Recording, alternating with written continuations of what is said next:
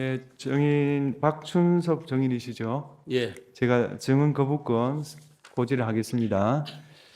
증인의 증언으로 본인이나 친족이었던 사람, 법정 대리인, 후견 감독인이 형사소추 또는 공소제기를 당하거나 유죄 판결을 받을 사실이 드러날 염려가 있는 경우에는 사유를 소명하고 증언을 거부할 수 있습니다. 증인이 선서하신 후에 개별적인 신문 사항에 대해서도 같은 이유로 증언을 거부할 수 있습니다. 증인이 선서하신 후에 거짓말을 하면 위정죄로 처벌받습니다. 이해되셨습니까? 예, 예, 증언 선서하십시오.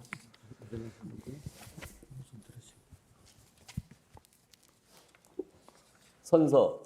양심에 따라 숨김과 보탬이 없이 사실 그대로 말하고 만일 거짓말이 있으면 위중의 벌을 받기로 맹세합니다.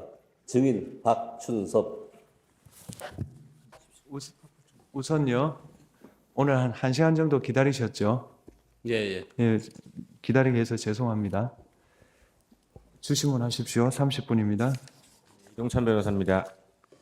증인 기재부, 국회 예결위 등에서 예산 관련 일들을 오래 해오셨고 기재부 예산실장 거쳐 2023년 11월부터는 현재까지 대통령 비서실 경제수석으로 계시죠. 예. 증인은 실제 기재부에서 부처 예산안을 취합, 평가도 해보고 그 과정을 거쳐 국회에 설명하는 정부 편성 예산 최종안을 작성도 해보고 경제수석 입장에서는 2024년 12월 1일 국회가 전례 없이 정부안을 대폭 삭감한 예산에 대해서도 누구보다 잘 알고 계실 것 같은데 맞습니까? 예, 알고 있습니다. 네. 2024년 12월 1일 이 사건 개엄 이틀 전 야당이 2025년도 정부 편성 예산안을 4조 1천억 원 삭감하여 단독 처리하였죠. 예, 맞습니다. 통상 정부 편성안에 대해서 국회 측에서 수정 의견이 있을 경우에는 어떤 과정을 거쳐서 최종안이 통과되나요? 예, 보통 상임위와 예결위에서 증액 가백 논의된 것을 바탕으로 예결위 예산안 조정 소위에서 감액 사업과 규모를 먼저 정하고 감액된 재원을 바탕으로 증액 사업과 증액 규모를 정하게 됩니다. 그리고 최종적으로 감액과 증액을 맞춰서 예결위에서 의결을 하고 본회의로 넘기는 절차를 밟습니다. 그러면 이 사건에서는 여야 합의 없이 단독 처리되었다. 이게 구체적으로 어떤 의미죠? 예, 예결위에서 감액만 야당이 주장했기 때문에 여당은 반대를 하고 따라서 여당 의원이 동의 없이 야당만 참석해서 감액만을 한 경우입니다. 네, 추가 질문 하나 드리겠습니다.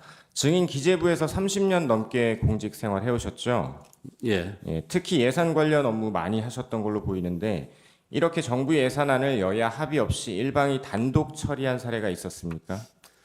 예, 한 번도 없습니다. 헌정사에 처음 있는 사례입니다. 네, 하나만 더 묻겠습니다. 지금 600조 이상 예산이죠? 예, 예. 그 중에 금액으로 보면 4조 1천억 원 삭감한 것이 비중이 뭐 그렇게 커 보이지 않은 금액일 수도 있는데 그에 대해서는 어떤 생각을 갖고 계십니까? 금액 자체는 통상 한 4, 5조 정도 감액하고 그 범위 내에서 4, 5조를 증액하기 때문에 금액 자체가 큰 거는 아닙니다. 4.1조가.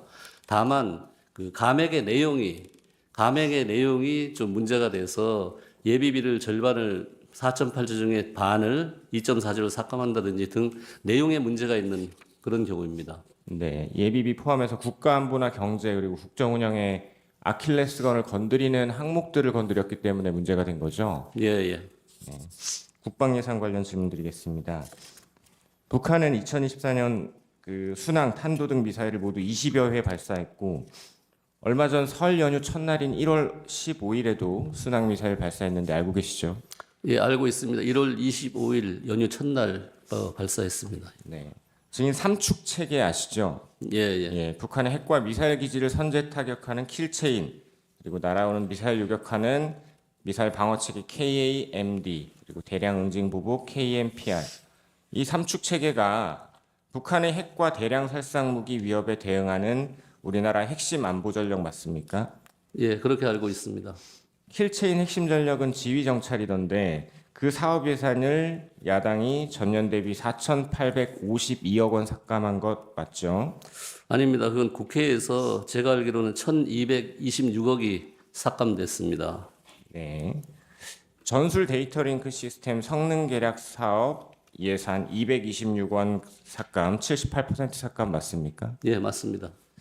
그 바다의 패트리어트라고 불리는 SM-6 미사일, 이게 고도 방어망의 빈틈을 메우기 때문에 대한민국에 반드시 필요한 무기로 평가되고 있는 거 맞습니까? 예, 그렇게 알고 있습니다. 그래서 우리가 이제 2023년 미국으로부터 미사일 도입을 승인받았고 일본도 현재 150발 도입 추진 중이던데 야당이 SM-6 미사일 도입 예산 119억 5,900만 원을 96% 삭감시켜서 사실상 이 무기 도입을 중단시킨 거죠. 예, 근데 그게 국회 상임위 그 심사 과정에서 삭감이 되었고 그 이후에 예결위에서 야당 단독으로 통과됐습니다. 야당의 삭감 이유를 보면 사업의 추진 일정 및 가능성을 고려하여 계약을 위한 최소 착수금을 제외한 예산 삭감이라고 기재되어 있던데 이게 타당한 지적입니까? 그래서 그게 제가 알기로는 미국 측에 그 무기 개발 뭐 절차에 조금 이상이 생겨서 한 2년 지연이 됐기 때문에 그 부분을 감안해서 삭감한 걸로 알고 있습니다. 네. 야당은 북한의 도발 시 대량 응징 보복 핵심 부대인 특임여단 전략 보강 예산 42억에서 80% 삭감했죠. 예, 현대 전쟁에서 이제 드론이 필수 전략으로 평가받고 있는데 예산 측면에서 보면 드론의 효율성은 어떻습니까? 아무래도 드론이 적은 예산으로 큰 효과를 발휘하기 때문에 뭐 효율적이라고 보고 있습니다. 예를 들어서 전차를 격파할 때 지금 아파치 헬기를 쓰면 한 1,800억 정도 들어가는데 드론을 쓰면 한 66억 정도 든다고 합니다. 한 28배 좀 어떻게 보면 효율성이 있다고 보입니다. 증인은 북한의 드론이 서울 상공까지 침입했던 사실 알고 계신가요? 예, 알고 있습니다. 그리고 작년에는 북한이 대량의 우물풍선을 날려보내기도 했고 특히 북한과 가까운 지역 주민들은 현실적인 피해를 입기도 했었죠. 예, 그 방사청 대드론 통합체계 구축 예산은 적 드론과 우물풍선을 방어하고 직접 타격할 수 있는 핵심 전력으로 평가받고 그런데 야당이 북접경 지역 대드론 통합체계 예산을 100억 원에서 99억 5,400만 원 삭감하여 사실상 전액 삭감한 거죠. 예, 근데 그 부분도 이제 국회 상임위 심사 과정에서 뭐 여야 합의로 삭감이 되고 예결위에서 야당 단독으로 통과시킨 걸로 알고 있습니다. 삭감 이유를 보면 주파수 확보 제한 등에 따른 소요 수정 여부가 불확실하다. 이게 무슨 의미고 타당한 이유입니까? 주파수를 제가 알기로는 확보하지 못했다고 드론이 이제 운용되는 주파수가 있는데 그 주파수를 확보하지 못했다고 들었습니다. 네, 이런 국방 예산 삭감으로 대한민국 방어 시스템에 공백이 생기고 소위 잘 나가던 K 방산도 타격을 받을 수밖에 없었을 것으로 보이는데 어떻습니까? 예, 뭐 한국형 삼축 체제 구축이 반드시 필요한데 북한의 공격에 대비하기 위해서는 필요한데 이런 구축하는 시스템이 좀 늦어진다면 우리 안보 체계가 뭐 공백이 예상되고 또 아무래도 무기를 생산한 기업 입장에서 보면 또 생산을 할 수 없으니까 K 방산 같은 데도 조금 불리하지 않을까 생각을 합니다. 네. 정부가 초급 간부 당직 근무비 인상과 복지 개선 등 처우 개선 예산 요청했었는데 야당이 감액 예산만 일방 통과시켰죠. 예, 그 부분은 정부안에가 있었던 건 아니고요. 그 국회 상임위에서 여야 간에 증액하기로 합의를 했는데 예결위에서 감액 예산만 통과시키는 바람에 증액되지 못했습니다. 네. 국방 관련해서 종합해서 여쭈면 예산 분야의 전문가이자 대통령의 경제 참모인 증인이 보실 때 이렇게 삼축 체계, 드론, 초급 간부 처우 개선 등 국방 예산을 항목별로 전액 또는 대폭 삭감했을 때 우리나라 국방이나 안보 그리고 나아가서 우리나라 경제에 미치는 영향은 어떻고 또 어느 정도로 평가됩니까? 예, 국방 안보는 첨단 무기하고 또 첨단 무기를 운용하는 기술력 있는 군인이 필요하다고 생각합니다. 그런데 이제 첨단 무기 확보가 늦어지고 또 군인들도 자꾸 제대를 하고 군을 떠난다 그러면 우리 안보에 장기적으로 문제가 많다고 생각을 하고 있고요. 경제에도 뭐 당연히 부정적 영향을 미친다고 생각을 합니다. 네. 에너지 안보 관련해서 여쭙겠습니다. 에너지 안보라는 개념에 대해서 설명을 좀 해주실 수 있을까요? 예, 뭐 우리가 안보라는 개념을 쓸 때 뭐 에너지 안보, 식량 안보 이런 얘기도 많이 하는데요.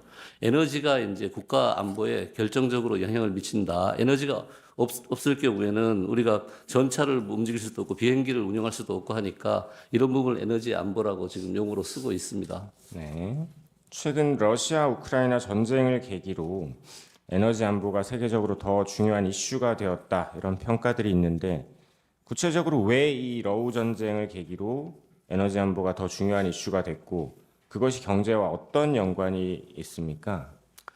예, 러시아가 에너지 대국입니다. 그래서 유럽에서 그 러시아로부터 뭐 원유라든지 천연가스, 석탄을 도입하는데 EU, 유럽의 그 러시아 에너지 의존도가 한 40% 정도 됩니다. 그런데 2022년 2월에 러우 전쟁, 러시아 우크라이나 전쟁이 발발하면서 러시아로부터 EU가 그 에너지를 수입하지 못하기 때문에 에너지 가격이 굉장히 많이 올라갔습니다. 그러면서 물가도 올라가고 하고 여러 가지 이제 경제가 안 좋아지니까 에너지 안보가 중요해지고 그런 상황이었습니다. 우리나라의 경우에도 그 국제 에너지 가격이 올라가면서 2022년 7월에 우리 소비자 물가 상승률이 6.3%까지 치솟아서 굉장히 고생을 한 기억이 있습니다. 네. 우리나라의 경우에는 석유, 가스 등 에너지 자원 전량 수입하고 있죠, 사실상. 예, 그렇습니다. 우리나라 같이 자원을 해외에 의존하는 국가의 경우에 앞서 말씀하신 것 같은 어떤 국제적 이슈로 인해서 국제 에너지 가격에 변동이 있으면 어느 정도, 그러니까 자원이 생산되는 국가에 비해서 어느 정도 더 큰 타격을 입습니까? 네, 조금 전에 말씀드린 EU에서 독일 같은 경우에 특히 그 태양광 발전으로 전향하면서 그 가스 수입이 안 돼서 그 당시에 전기 요금이 10배까지 올라갔던 그 경험이 있고요. 우리 같은 경우에도 2022년에 에너지 가격이 올라가면서 에너지 수입 대금이 통상 1,100억, 1,200억 달러 정도 되는데 200억 달러 되는데 그 해에는 1,900억 달러가 넘어가면서 약 70% 정도 더 수입 부담이 늘어났습니다.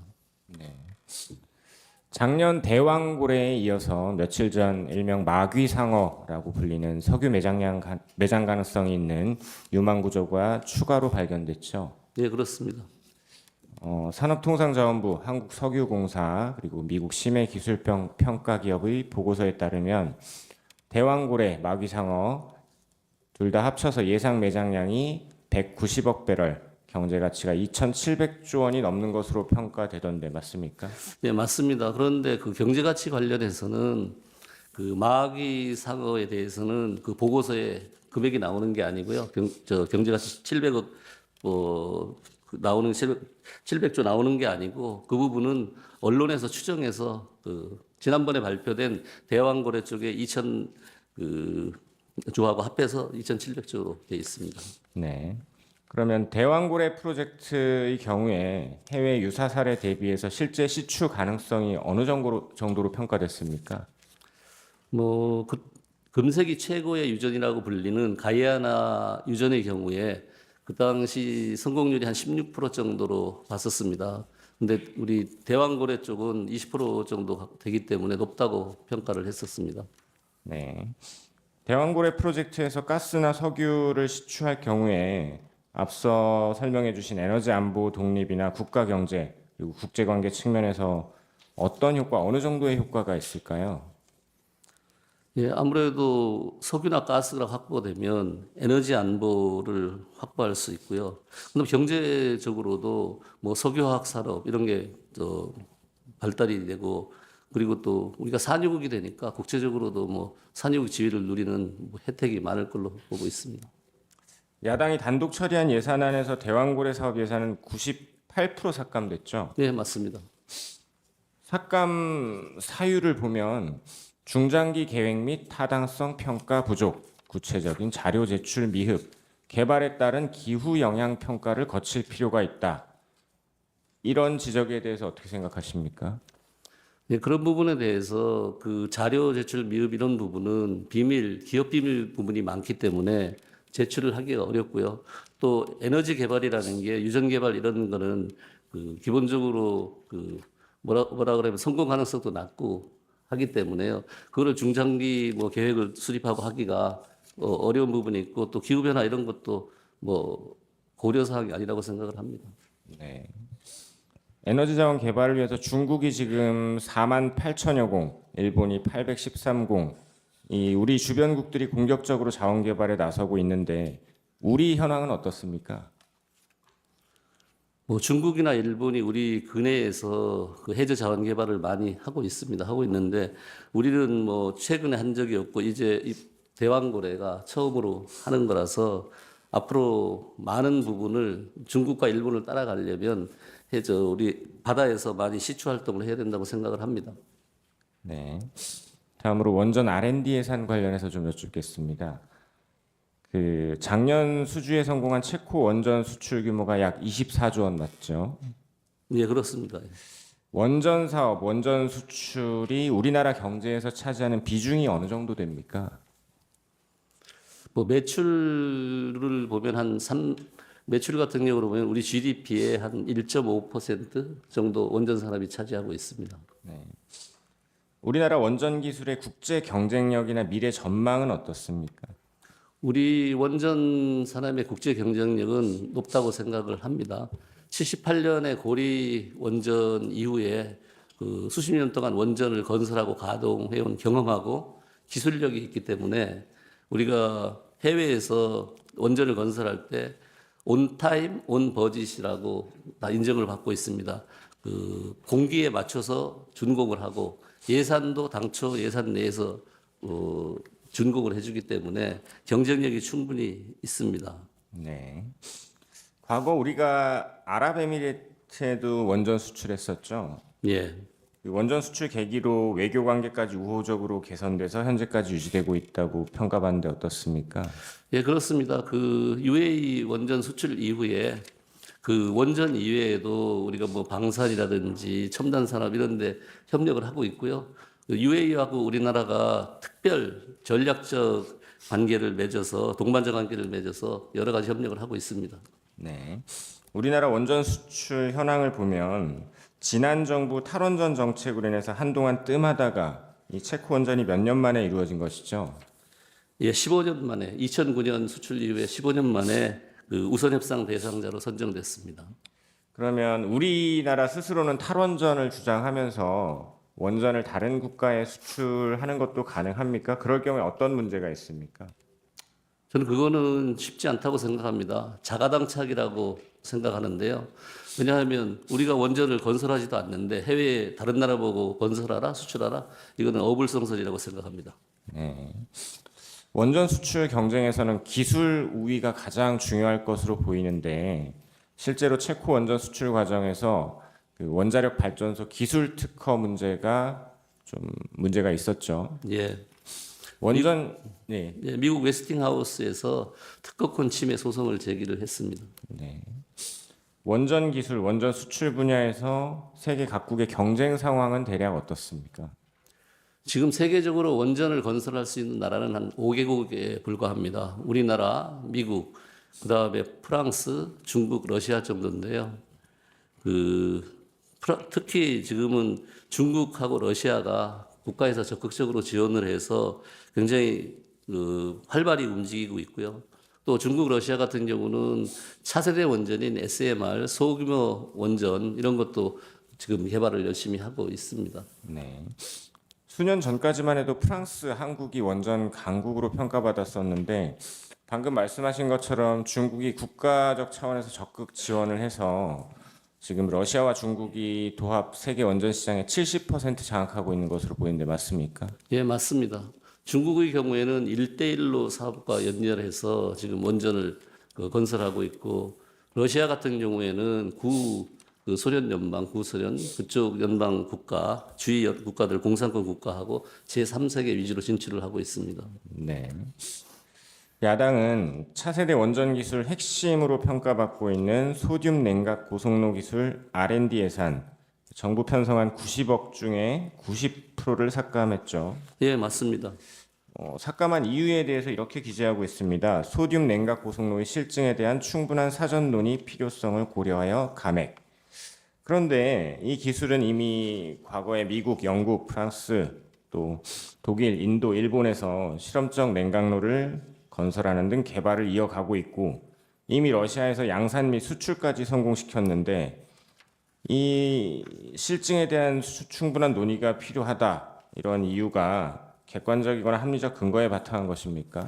타당하지 않다고 생각을 합니다. 이미 러시아에서 개발을 해서 운영을 하고 있고 미국도 지금 하고 있습니다. 하고 있는 상태에서 우리도 출연연에서 유관 기술을 확보한 상황이라 충분히 할 수 있다고 보고 있습니다. 네. 재해재난 예비비 삭감 관련 질문드리겠습니다. 통상 재난이나 재해가 발생했을 때를 대비해서 예비비 예산 책정해 두죠. 예. 야당은 2025년도 예산안에서 재해재난 목적 예비비를 가장 큰 규모로 2조 6천억 원 중에 1조 삭감했죠. 예, 그렇습니다. 이 예비비라고 하니까 사람들이 뭐 혹시나 있을 일을 대비해서 그냥 이렇게 묻어두는 돈쯤으로 생각하는데 예비비가 왜 필요한 겁니까? 예비비는 예산 외 지출, 예산 초과 지출을 충당하기 위해서 운영을 하고 있는데요. 예비비의 종류가 두 가지가 있습니다. 일반 예비비하고 재해 예비비 두 가지가 있고요.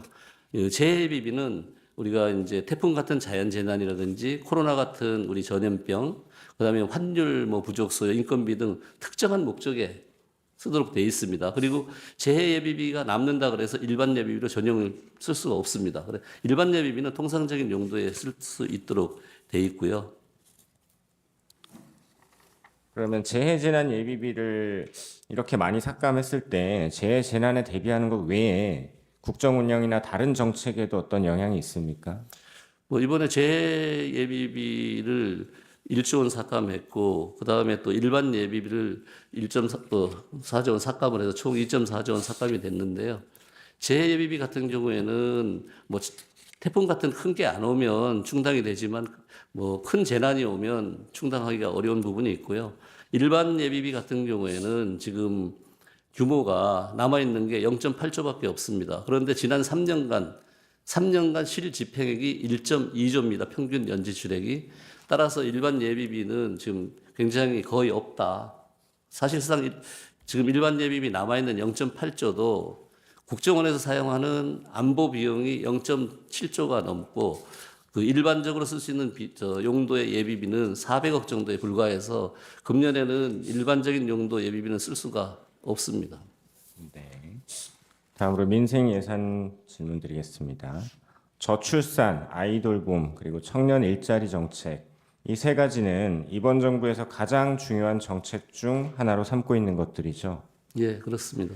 대통령은 임기 초부터 저출산 고령사회위원회 만들고 인구전략기획부 설립을 추진하고 이렇게 저출산과 아이돌봄 정책을 적극 추진했었죠.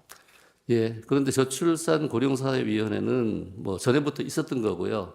윤 대통령께서 하신 일은 저출산 고령사회위원회 민간인 부위원장을 부총리급으로 격상하고 인력도 늘려서 일을 제대로 하게 했던 겁니다. 네.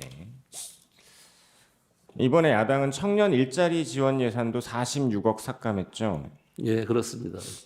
취약계층 아동 지원 사업 예산도 21억 4,800만 원 삭감 맞죠? 예. 그런데 국회 상임위 심사 과정에서 그 부분도 삭감이 됐고 예결위에서 야당 단독으로 통과하면서 감액이 됐습니다. 네. 아이돌봄 지원 예산 384억 삭감 맞습니까? 예, 맞습니다.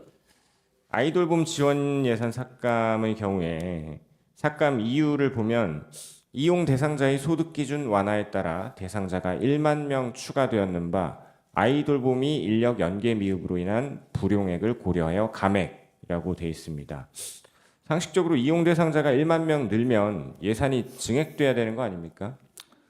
예, 그 부분은 맞는 말씀입니다. 대상자가 늘어서 증액이 돼야 되는데 국회에서는 상임위에서는 2023년에 집행률이 떨어진다고 해서 그 부분을 감안해서 10%를 정부안에서 10%를 감해했습니다. 그래서 그 전체 예산 수준은 2024년과 2025년이 비슷한 수준으로 돼 있는 상황입니다. 네.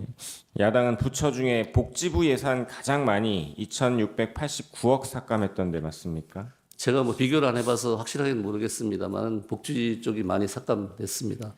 예, 최근 기사를 보면 야당이 보건복지부 중증외상센터 전문의 수련센터 지원사업 예산을 전액 삭감해서 11년간 운영되어 오던 국내 유일의 중증외상 전문센터가 이번 달 28일에 문을 닫게 되었다라는 기사가 있던데 맞습니까?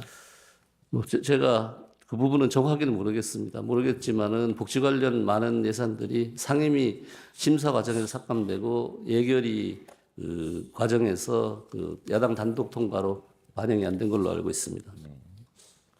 또 최근 법무부 인사검증단 아시죠? 예, 그 운영 경비가 전액 삭감돼서 그 소속 공무원들이 화장실도 근처 다른 건물 가서 쓰고 쓰레기 봉투도 집에서 가져와 쓰고 있다는 이야기 들어보셨습니까? 예, 언론에서 봤습니다.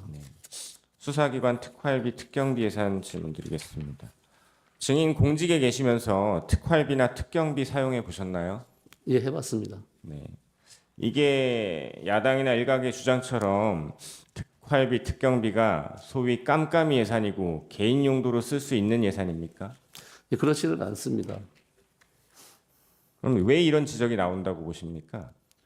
특활비라는 부분이 기밀을 요하는 사건이나 수사에 직접 활용되는 그런 경비이기 때문에 어느 정도 제한이 있습니다. 따라서 이 특활비 같은 경우에는 사용 일시하고 금액만 명시를 하면 되고 구체적인 내용은 하지 않아도 되는데 현재 그 부분이 이제 국회에서 문제 삼고 있는 내용입니다.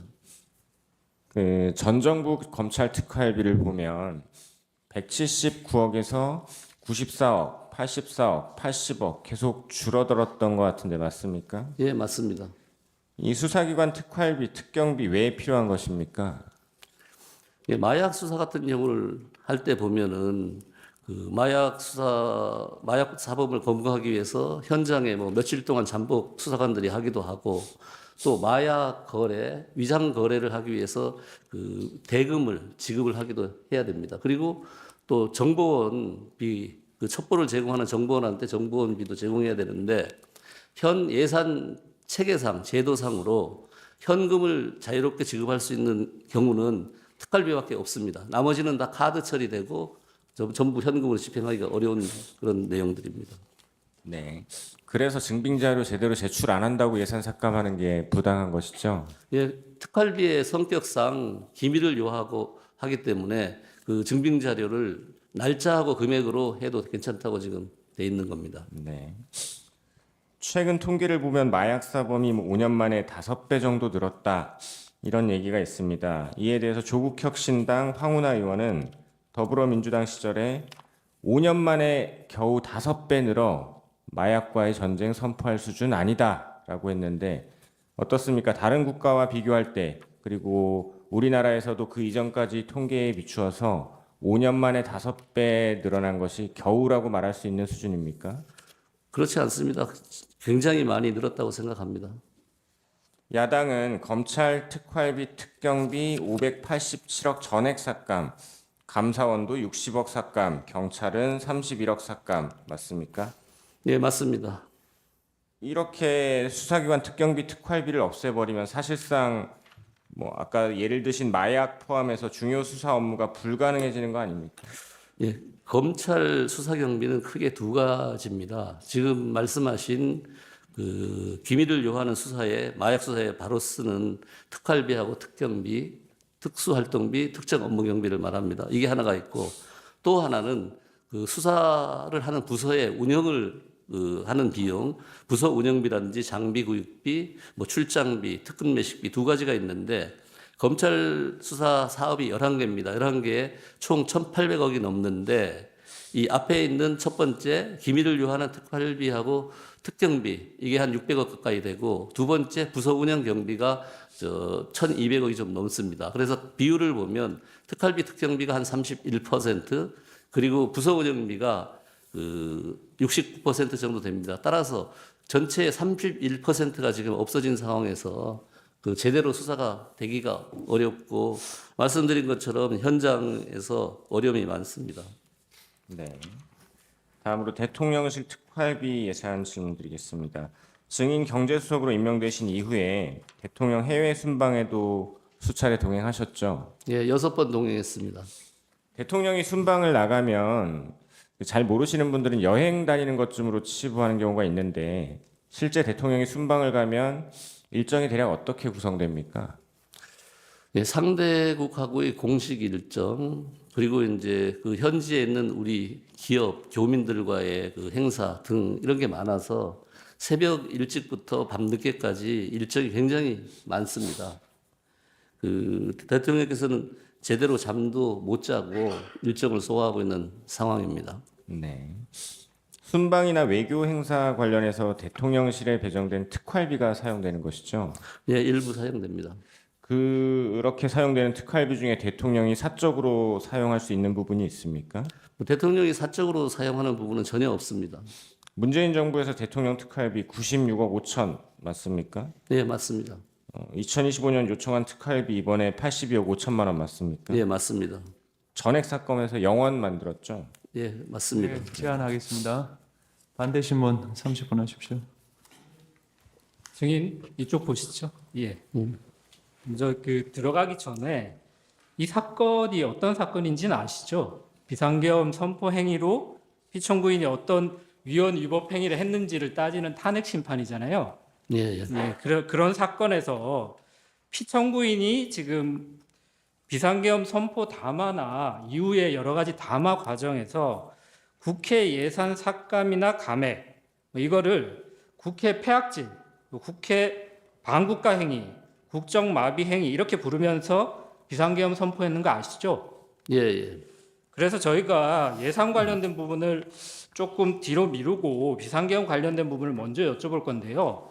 주신문 사항에 나타난 몇 가지 확인된 것들만 제가 한번 짚어보고 질문을 좀 드리겠습니다. 조금 전에 주신문 답변하실 때 12월 1일 날 계엄 이틀 전에 야당이 2025년도 정부 편성 예산안을 단독 처리했다라고 질문하셨는데 그렇다고 하셨어요. 예결위에서 처리했다는. 예결위에서도 11월 29일 아닌가요? 아닙니다. 29일입니다. 그러니까 11월 29일 맞죠? 예, 그리고 맞습니다. 예. 12월 2일 날 국회의장이 법정 시한 기한이 12월 2일이지만 그날 상정하지 않겠다. 그리고 12월 10일까지 여야 간에 협상할 수 있는 기한을 주겠다라고 했었죠. 예, 예. 그런데 12월 3일 날 아직 협상 기한이 일주일 남아 있는데 국회의장이 상정하지 않겠다고 공개적으로 밝혔음에도 불구하고 대통령이 예산 폭거라고 하면서 비상계엄을 선포했죠.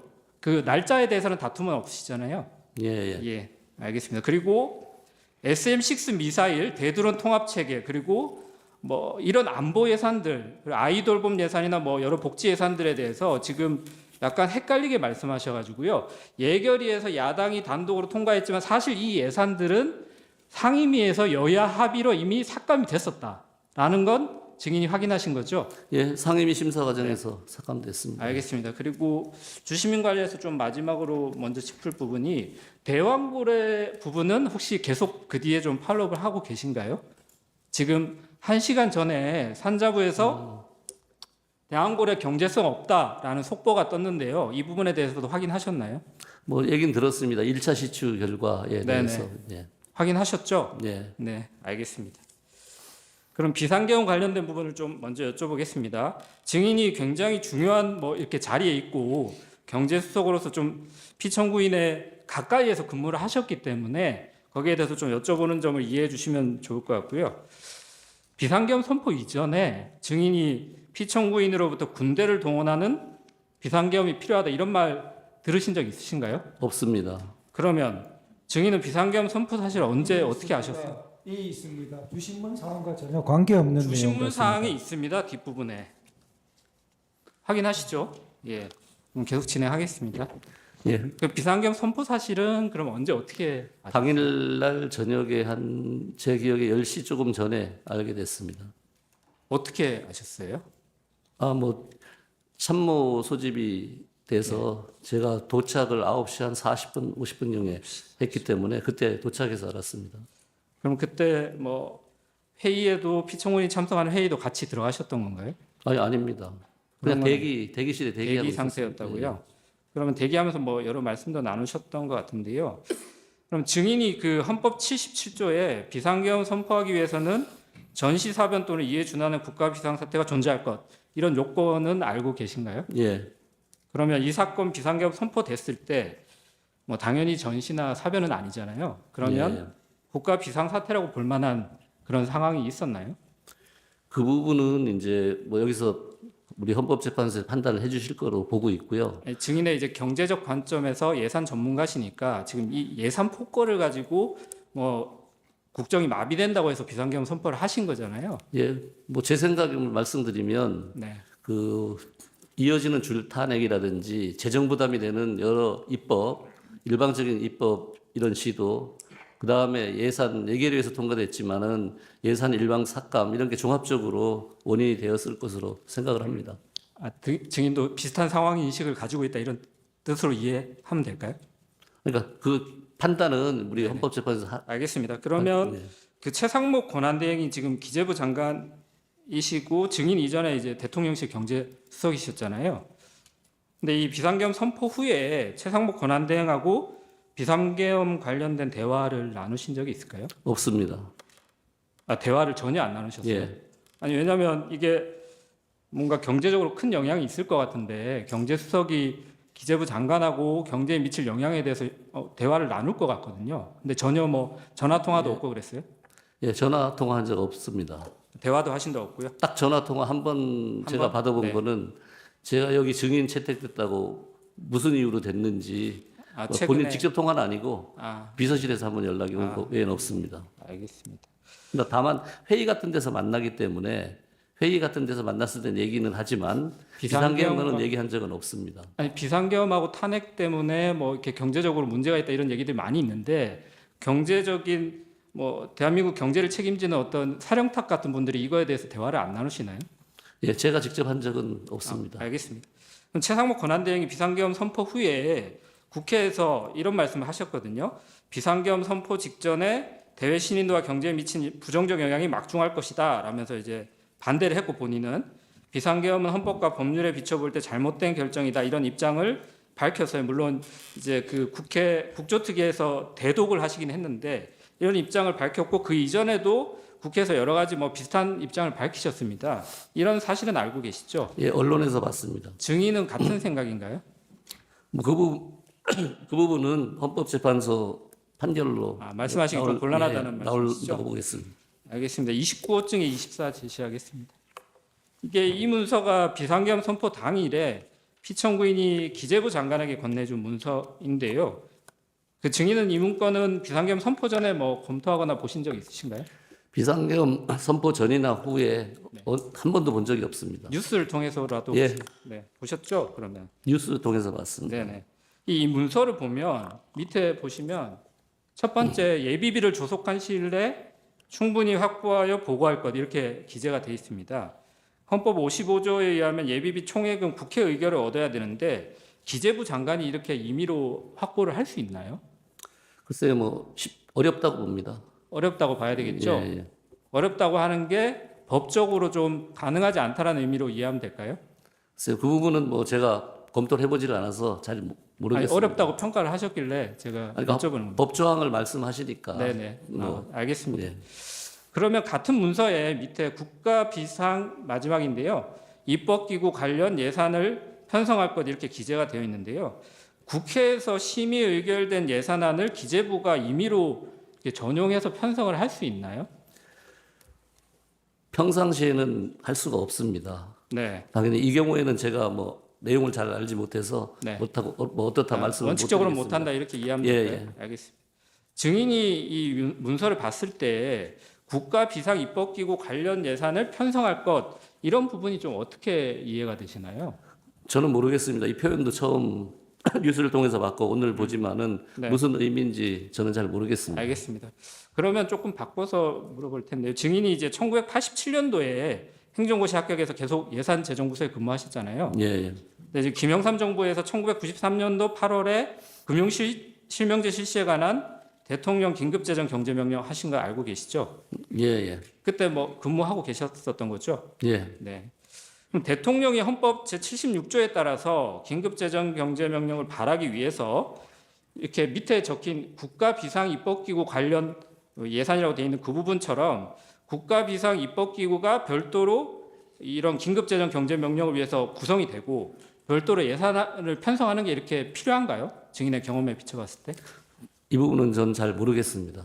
절차에 대해서 따로 예, 예. 뭐 따로 뭐 제가 생각해 본 적도 없기 아니, 때문에 그러니까 모르겠습니다. 일하실 때 기재부에 뭐 긴급재정 경제명령을 하기 위해서 뭔가 매뉴얼 같은 게 아, 그런 거 없습니다. 본 그런 적도 거 없나요? 없고요. 예.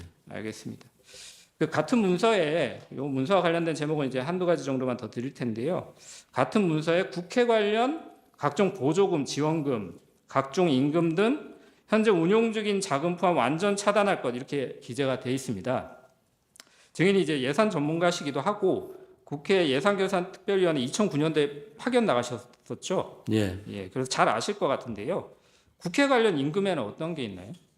그 부분도 잘 모르겠습니다. 예산 전문가 보통 이제 임금이라 그러면 통상임금, 일용직이나 이런 경우 채용할 때 통상임금으로 그러니까 예산 국회에 많이 종사하는 하는데 사람들의 임금으로 예, 아니 볼수 근데 있는 그런 경우가 있는데 여기에서 의미하는 분은 반은 모르시겠다고요? 모르겠습니다. 알겠습니다. 다음은 생각하겠습니다. 예산 삭감 관련해서 이제 좀 여쭤볼 건데요. 헌법 제54조에 따라서 정부가 이제 예산 편성 권한 가지고 있죠. 예. 그리고 국회는 예산 심의 확정 권한을 가지고 있죠.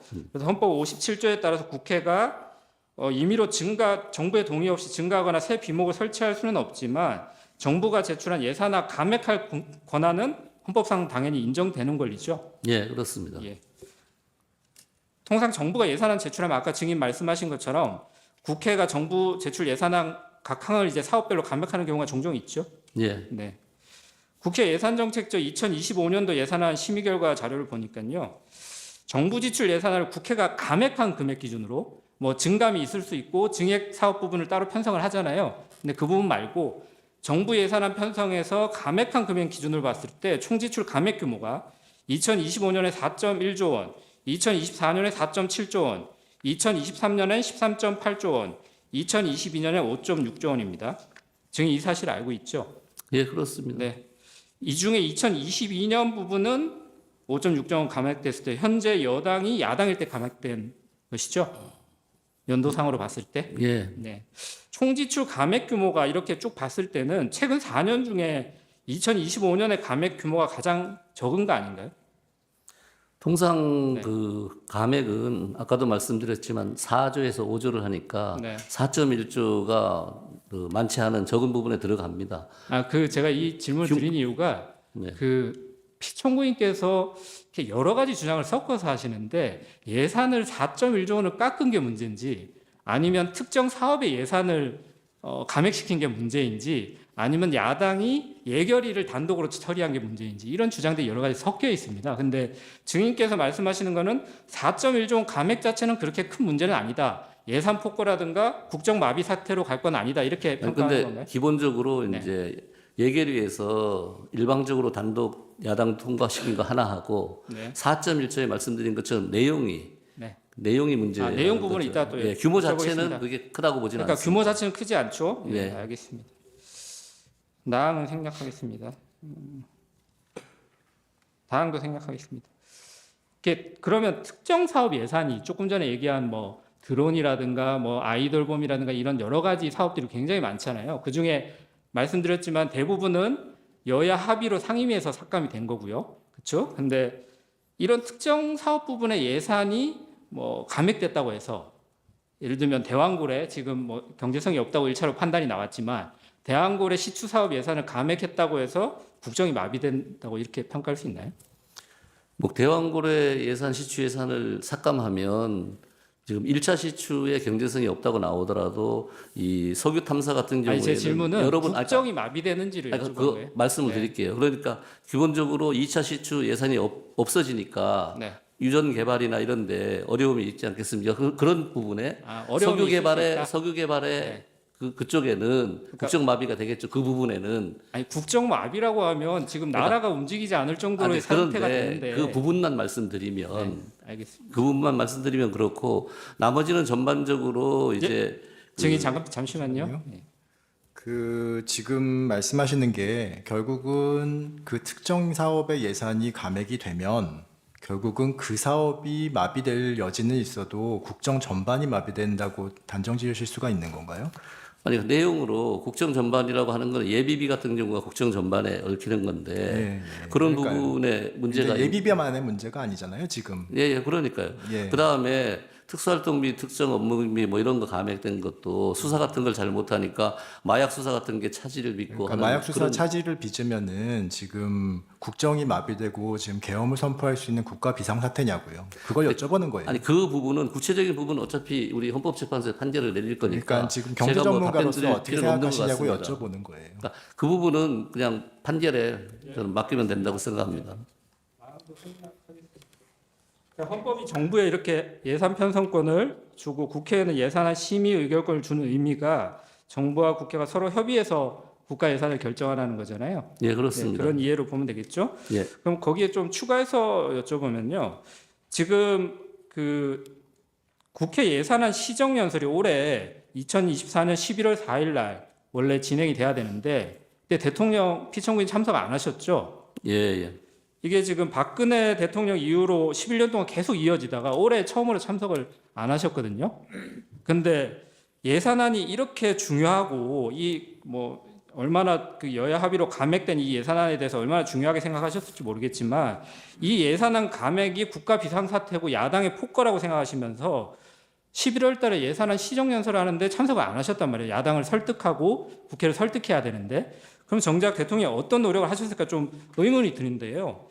증인께서 이 예산안 시정연설 가야 된다 이렇게 피청구인한테 좀 그 건의하신 적 있나요? 논의는 우리 내부적으로 했었습니다. 아니, 논의를 피청구인한테 직접 건의하신 적이 있으시냐고. 하고. 직접은 안 하고 같이 뭐 있을 때 얘기를 그러면 했고요. 증인이 알고 있기에 피청구인이 안 가신 건가요? 못 간 건가요? 뭐 예를 들면 몸이 불편하다든가 아니면 내 개인적으로 불편해서 야당 의원들 보기 싫어서 못 간다겠다 이런 이유들이 있을 수는 있잖아요. 그 부분은 제가 정확히 모르겠습니다. 정확히 모르시고요. 예. 어쨌든 안 가신 거잖아요. 예. 그럼 이거 보고하신 분은 누군가요? 이렇게 가셔야 된다고 설득하시는 분은? 비서실장이신가요? 그건 정확하게 기억이 나지 않습니다. 왜냐하면 정무라인들도 있고 예. 하기 때문에요. 알겠습니다. 네. 그러면 예. 일단 11번 생략하고요. 12번부터 물어보겠습니다. 아까 주신문 46번 말씀하시면서 지금 지난 3년간 일반 예비비 지출 평균이 1.2조 원 정도다라고 말씀하셨습니다. 맞습니까? 예, 맞습니다. 예. 지금 네. 12번의 마항부터 좀 질문하겠습니다. 2023년에 예산에 대해서 정부가 2024년 4월에 결산 보고서를 제출했습니다. 그렇게 제출된 건 알고 계시죠? 예, 보지는 못했습니다. 예. 그 제출된 결산 보고서에 따르면은 2023년도 예비비 예산 4.6조 원에서 1.3조 원이 지출이 됐습니다. 알고 계시나요? 아니요, 숫자는 제가 기억을 하지 못합니다. 아까 3년간 예비비 지출 평균을 예, 알고 그건 계셔가지고. 아는데 예. 예비비가 아니라 일반 예비비. 일반 예비비. 그러니까 일반 예비비 지출이 2023년에 1.3조 원이거든요. 근데 그 중에서 일반 예비비가 그러면 1.2조 원 정도 지출이 됐다고 생각하시는 예, 거예요? 그 정도 되고 그에 아마도 그 재예비비가 적게 나갔으면 재예비비는 재해가 거의 안 전혀 나갔다. 없었다는 얘기가 되겠죠. 알겠습니다. 그러면은 지금 일반 예비비랑 목적 예비비가 있는 거잖아요. 예, 예. 예, 그리고 이번에 감액된 2.4조 원 예비비 중에서 일반 예비비 1.4조 원이 감액되고 목적 예비비 1조 원이 감액됐죠. 그러면 지금 남아있는 2.4조 원 중에서 일반 예비비와 목적 예비비는 얼마씩인가요? 지금 일반 예비비가 0.8조 원이 남아 있고 목적 예비비, 재해 예비비가 아까 말씀드린 것처럼 1.6조가 남아 있는 거죠. 1.6조요. 예. 근데 재예비비가 문제가 아니고 네. 목적 예비비 문제가 아니고 일반 예비비 0.8조가 문제라고 제가 그러니까요. 말씀드린 예, 거죠. 그것 때문에 여쭤보려고 제가 네. 이거를 물어봤는데요. 지금 3년간 평균으로 일반 예비비가 1.2조 원이 지출이 되고 그다음에 재해 예비비는 굉장히 적은 금액들이 지출이 되어 왔던 거잖아요. 예, 그렇습니다. 예, 그러면은 사실은 이번에 4.1조 원 아니 2.4조 원 예비비를 편성을 하실 때 일반 예비비를 훨씬 더 높여서 편성을 하셔야 되는 거 아닌가요? 근데 거의 비슷한 금액으로 편성을 하신 거 아니에요? 편성은 예년하고 비슷하게 한 예년하고. 겁니다. 근데 예년에서 지금 예년을 보면은 지출되는 일반 예비비가 훨씬 많고 재예비비가 적은데 그럼 정부에서 예산안 편성을 잘못하신 거 아니냐는 말씀이에요. 아니 일반 예비비를 2.2조를 편성했기 때문에 네. 3년 평균에 매년 1.2조밖에 안 나가니까 충분히 많이 편성했죠. 자, 그러면은 그 재재난 예비비가 목적 예비비이기 때문에 일반 예비비가 부족할 때 그거를 사용할 수는 없다라고 말씀을 하셨죠. 예, 법상 그리고 그렇습니다. 지금은 일반 예비비가 문제라고 계속 예, 예, 말씀하시는 그렇습니다. 거죠. 예. 12항은 나머지 부분은 생략하겠습니다. 13항 물어보겠습니다. 증인은 예산 전문가시니까 미국에서 셧다운이 발생하고 있는 거는 알고 계시죠? 예. 예, 그리고 셧다운이 뭔지도 알고 계시죠? 예, 정부 폐쇄예요. 예. 셧다운이 되면은 국방과 교통, 치안 등 필수 업무를 담당하는 그런 공무원들과 현직 군인은 무급으로 일을 계속하게 되죠. 예. 예. 근데 또 나머지 공무원들은 무급휴직에 들어가서 정부가 폐쇄되는 거죠. 예. 예. 그리고 2019년 트럼프 1기 행정부에서 30일 넘는 셧다운이 발생한 것도 알고 계시죠. 예, 예. 예. 그리고 그 셧다운으로 인해서 미국 경제 손실이 110억 달러, 한국 돈으로는 14조 9천억 원 정도 발생했다고 평가가 되는데 이런 사실도 알고 계시죠? 예, 그 부분은 뭐 제가 금액은 잘 모릅니다. 예, 뭐 이렇게 지금 평가가 되고 있는데요. 그리고 2076년부터 2024년까지 미국에서 이런 셧다운이 22번 발생했다는 것도 알고 계시나요? 뭐 자주 있다는 건 알고 있습니다. 예, 이렇게 자주 있는 셧다운에서도 셧다운이 발생했을 때 이거 다 예산 문제잖아요. 그렇죠? 예, 예. 그리고 미국 의회에서 예산안을 통과를 안 시켜줘 가지고 발생하는 문제인 거죠. 예. 예. 그런데도 미국 행정부가 군대까지 동원해서 의회를 압박한다 이런 얘기는 들어보신 적이 있나요? 없습니다. 예. 14항은 다 생략하겠습니다. 아까 잠깐 이제 여쭤봤던 것이 2024년 12월 2일에 이제 국회의장이 예산안 의결에 관해서 예결위 통과한 예산안을 2012년 12월 2일에 본회의에 상정하지 않겠다. 그리고 정기국회가 끝나는 12월 10일까지 예산안을 처리해야 되니 합의를 해달라. 이렇게 요청을 하고 예산안 의결을 미룬 거는 알고 계신다고 하셨죠. 예, 언론에서 봤습니다. 예. 예. 이런 내용을 증인은 피청구인에게 보고를 하셨나요? 아니요, 보고하지 않았습니다. 보고를 안 하셨어요? 왜안 보고할 하셨죠? 뭐 시간적 그런 게 없는 게요. 그 12월 1일, 12월 2일 바로 전날 공주의 민생 토론회를 가서 하루 종일 있었고 그렇기 때문에 보고할 뭐 그런 시간적인 여유가 없었습니다. 그러면은 증인 외에는 피청구인에게 이런 사실을 보고할 수 있는 공직자는 없는 건가요? 뭐 국회하고 당을 담당하는 뭐 정무라인에서 할 수 있습니다. 정무라인에서 보고한지는 모르시는 거예요. 예, 모릅니다.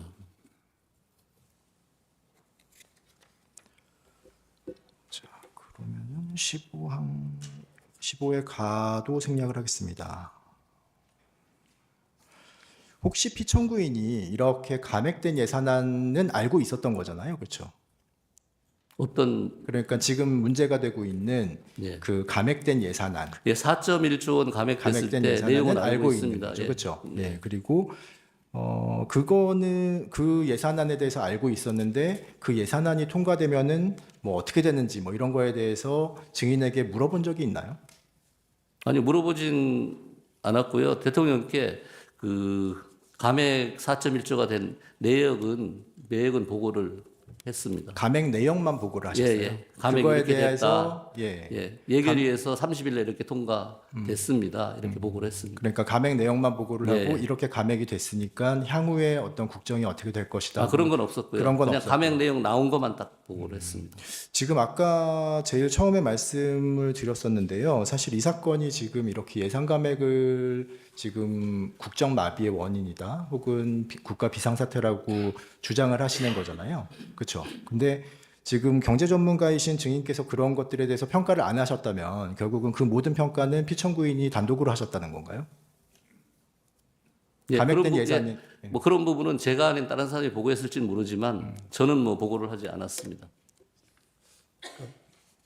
증인심을 하다 보니까 이게 증인이 피청구인과의 관계나 대통령실에서 차지하는 위치가 예산과 관련해서는 증인이 좀 전담해서 경제와 예산 부분은 피청구인과 소통을 해왔던 게 맞는 건가요? 근데 기본적으로 뭐 제가 하는데 예산이라는 게 네. 그 논리 로직 50%에 정무적인 판단 50이 들어간 게 예산이거든요. 예산 예. 과정에 따라서 예. 정치적 과정이라고 하고 있고. 그러니까 그런 로직이 들어간다면 정무수석하고 증인이 같이 협의해가지고 시정연설도 가라고 하시고 아니면 이런 감액된 예산안이 통과되면 각각의 국정에 어떤 영향을 미친지 서로 토론을 해야지 대통령의 정상적인 판단에 이렇게 근거가 될 수 있는 네, 거잖아요. 뭐 토론도 합니다. 왜냐하면 아니, 회의를 근데 하고 하니까요. 제가 이제 계속 의문이 드는 이유가 지금 비상계엄 선포 전에 이 예산안 감액이 이렇게 중요하다고 계속 얘기를 뭐 야당의 폭거, 반국가 세력 이런 얘기까지 하는데 이 부분에 대해서 정무나 아니면 증인하고 경제수석하고 같이 피청구인이 얘기하고 판단하지 않았는지를 여쭙는 거예요. 근데 그런 판단이 없었다는 거죠. 아니 감액 내용을 보고한 거지. 그러니까 그 내용만 이후에- 보고하신 거죠. 예, 토론은 그 안 이후에- 하신 거고요. 예, 예. 네, 알겠습니다. 그럼 세부 예산으로 좀 몇 가지만 여쭤볼 건데요. 국방 관련 예산은 아까 사실은 뭐 증인이 워낙 그 삼축 체계, 뭐 북한 미사일 발사 이런 거 다 아시고 계셔가지고, 근데 이게 안보 동향은 사실 국가 안보실 소관인 거잖아요. 네, 그렇습니다. 그리고 증인이 뭐 세부적인 무기 체계를 알고 계신 건 아니죠? 예, 뭐 제가 네, 그냥 들어서 알고 계시는 거죠. 예, 뭐 제가 사무관 때 국방예산도 했기 네, 때문에 네, 조금은 알겠습니다. 알고 있습니다. 예. 그래서 아까 말씀하신 SM6 장거리 함대공 미사일, 지금 문제 제기하시는 대드론 통합 사업, 전술 데이터 링크 시스템 개량 사업 이게 다 상임위에서 여야 합의로 방사청이나 국방부의 동의까지 받아서 감액된 거는 아까 인정하셨던 거죠? 예, 뭐 그렇게 네, 들었습니다. 알겠습니다. 그 초급 간부 초옥에서는 아까 증인이 말씀하셨는데 제가 확인차 다시 여쭤보는데요. 지금 초급 간부 초옥에서 관련해서 당직 근무부 인상, 뭐 작전 훈련관 간부 급식비 증액, 이사 화물비 대상 확대 이런 게 지금 마치 막 그 예산안에서 삭감돼 가지고 초급 간부에 대해서 전혀 신경 쓰지 않는다 야당이 이렇게 지금 얘기를 하시고 피청구인도 그걸 하나의 근거로 삼고 있는 것 같아요. 근데 초급 간부 처우 개선 관련된 당직 근무부 인상 등의 항목은 정부가 2025년도 예산안으로 당초에 제출했던 예산안 자체에 인상안이 포함되지 않아 있었던 거죠. 않았던 거죠. 그러니까 감액하고 뭐 말고 할 여지가 없었던 거죠. 예, 포함되지 않았던 걸로 알고 있습니다. 네, 알겠습니다. 그래서 국방위에서 의원들이 국회에서 증액을 해보자라고 얘기를 했었던 거죠. 예, 그 부분이 네. 기본적으로 대통령께서는 그런 부분을 예산안에 반영하라고 했는데 결과적으로 예산에 반영이 안 된 내용들. 그렇게 말씀하시면 이거는 행정부의 잘못인데 그러니까 반영이 행정부 안돼 내부에서 있습니다. 예산안을 편성되지 않은 건데 이게 뭔가 국회 예산 폭거로 볼 수는 없는 거잖아요. 아니 그거가 이제 그러니까 예결위에서 예. 통과되기 이전에 포함되지도 않은 예산안에 대해서 감액했다고 이게 예산안 폭거라고 주장할 수는 없는 거잖아요. 아니 그거는 사실관계를 뭐, 예, 그거는 맞습니다. 그건 맞는데 알겠습니다. 다만 증액하기로 합의된 게 못했으니까 예, 그 못했다는 부분은 그러면 아까 이제 에너지 안보 예산 관련해서도 대왕고래 프로젝트가 이제 시추 항공당 1,000억 원 이상이 소요된다고 제가 확인했었는데요. 그 최소한의 사업성 이렇게 평가할 수 있는 자료가 좀 제공돼야 되는 거 아닌가요? 그래야지 국회 입장에서는 예산안을 심의하면서 이렇게 많은 예산을 들여올 수 있을 정도로 사업성이 있을지 이런 걸 심의하는 게 예산의 심의권이잖아요. 근데 액트 지오에 그 평가 보고서 같은 경우가 있으니까 그 안에도 충분히 나와 있다고 근데 저는 보고 국회에서 있습니다. 이제 계속 이게 뭔가 사업성 평가 내용이 부족하다라고 했고 지금 조금 전에 1시간 반 전에 산자부에서도 시추했을 때 경제성이 없는 걸로 지금 1차적으로 결론이 났잖아요. 근데 아니 그런데 예. 국회가 한 달 전 시점에 이 예산을 삭감했다는 것이 뭔가 국정을 마비시키고 아니면 뭐 반국가 세력으로 이렇게 평가받을 일은 아니잖아요. 오히려 산자부 역시도 인정을 하게 된 건데. 근데 유전 개발에 대해서는 그거는 뭐 국정 그 부분에 대해서는 마비시키고 한 게 맞는 거죠. 왜냐하면 시추 예산이라는 게 유전에 기본적으로 5번, 6번을 해야 되는 건데 시추를 자, 한 그러면 번으로 끝날 수가 지금 없는 이렇게 거고요. 예산을 많이 들여서 시추를 했어요. 근데 이게 시추도 사실은 한국석유공사에 출자하는 거잖아요. 네, 예산을 그렇습니다. 그렇잖아요. 그래서 출자를 지금 예산안이 통과되지 못하니까 석유공사가 자체 비용으로 지금 1차 시출을 한 거고요. 근데 경제성이 없게 나왔어요. 그러면 국회가 예산안을 통과시켜서 시출을 했는데 경제성이 없게 나왔어요. 그러면 이 책임은 누가 지나요? 행정부에서 그거는 지는 책임질 내용이 아닙니다. 아닌가요? 왜냐하면 아니, 시출은 국회는 기본적으로 예산을- 여러 번을 해야 되는 게 아니, 그러니까 국회는 되는 거고 그렇기 외국도 다 때문에 그렇게 합니다. 신중하게 예산을 심의하고 편성할 권한을 행사하는 거잖아요. 그 부분을 제가 그거는 말씀드리고 또 싶은 심의가 안 맞는 거죠. 그렇게 의견이 심의해서는 다르시니까 예산 심의가 제대로 하지도 알겠습니다. 않고 시간이 그런 많지 거죠. 않아서 제가 반대 신문 중에 좀 마지막이 될 수도 있는데요. 증인은 그 피청구인이 죄송합니다. 2023년 12월 12일 담화에서 야당의 예산 폭거를 아까 말씀드린 것처럼 계엄 선포 사유로 들면서 원전 생태계 지원 예산 삭감하고 체코 원전 수출 지원 예산은 무려 90%를 깎아버렸다. 야당이 차세대 원전 개발 관련 예산은 거의 전액을 삭감했습니다. 이런 발언한 사실 알고 있죠? 예. 12월 10일 담화에서. 예, 예, 예. 근데 2024년 12월 19일이에요. 그 담화로부터 일주일 뒤에 국회 산자위 그 위원회에서 위원들이 장관에게 산자부 장관에게 삭감된 원전 예산이 도대체 뭐냐? 대통령이 이렇게 담화문에서 얘기하는데 그랬더니 산자부 장관이 산업부의 원전 관련된 예산은 4,887억 그대로 다 있다. 대통령이 담화문 내용은 좀 잘못된 내용이다라는 취지로 답변하고 공식적인 해명 자료를 내지는 못했지만 기자들한테 해명했다 이렇게 발언했는데 이 사실 알고 있어요? 증인이? 그걸 모릅니다. 회의로 한번 확인해 보셔야 될 것 같고요. 증인이 그러면 피청구인한테 야당이 원전 관련 예산 전부 삭감했다 이렇게 보고하셨나요? 아까 그렇지 감액 않습니다. 사유 보고하셨다고 하셔가지고요. 네, 감액하고 그 이후에는 보고를 한 적이 없습니다. 알겠습니다. 그러면 이 도대체 이 원전 관련된 예산은 누가 보고를 했는지 궁금한데 이게 거짓 뉴스에 기반했다고 보면 되겠죠? 아까 장관의 말이 맞다면? 제가 아는 바가 없습니다. 저는 그 이후에 보고한 적도 없고 그 12월 12일 담화문 작성에 관여도 하지 않았습니다. 예, 예. 제안하겠습니다. 제주신문 15분 하십시오.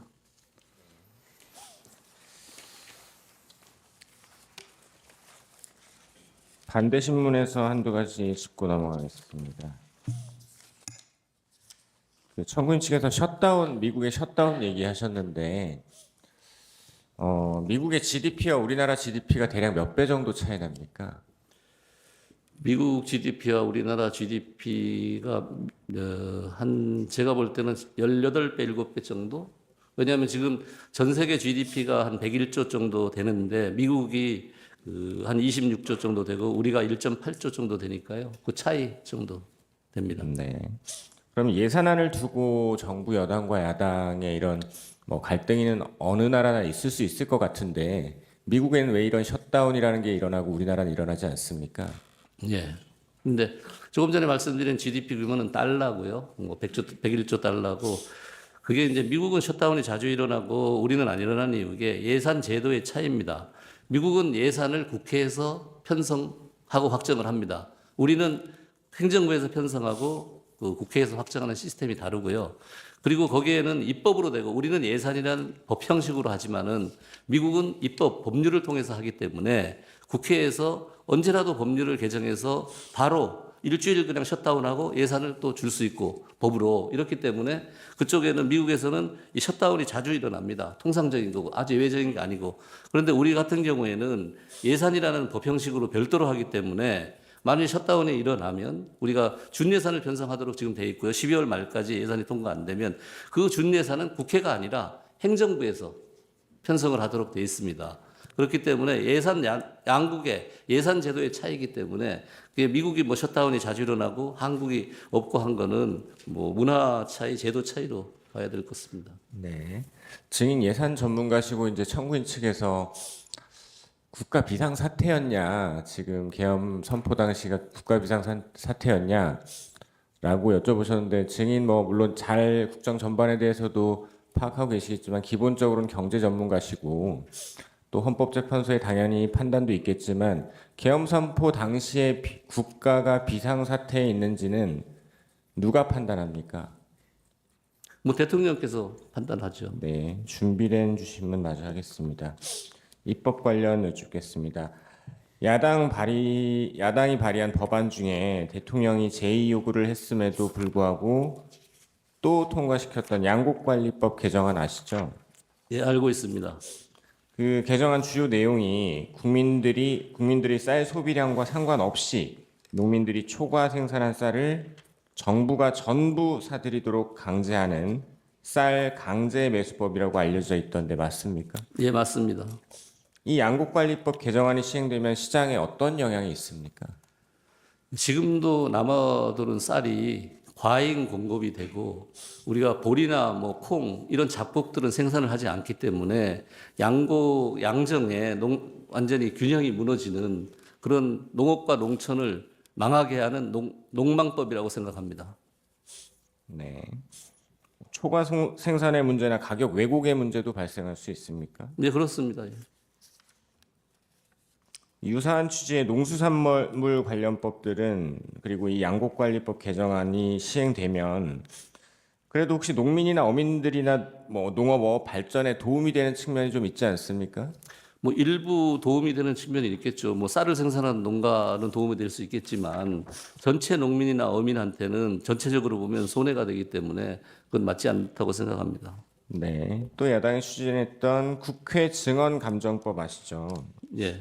그 문제된 내용은 국회가 요구할 경우 개인정보와 영업비밀 보호 등 어떠한 이유로도 거부할 수 없도록 하는 그런 내용이었죠. 그렇습니다.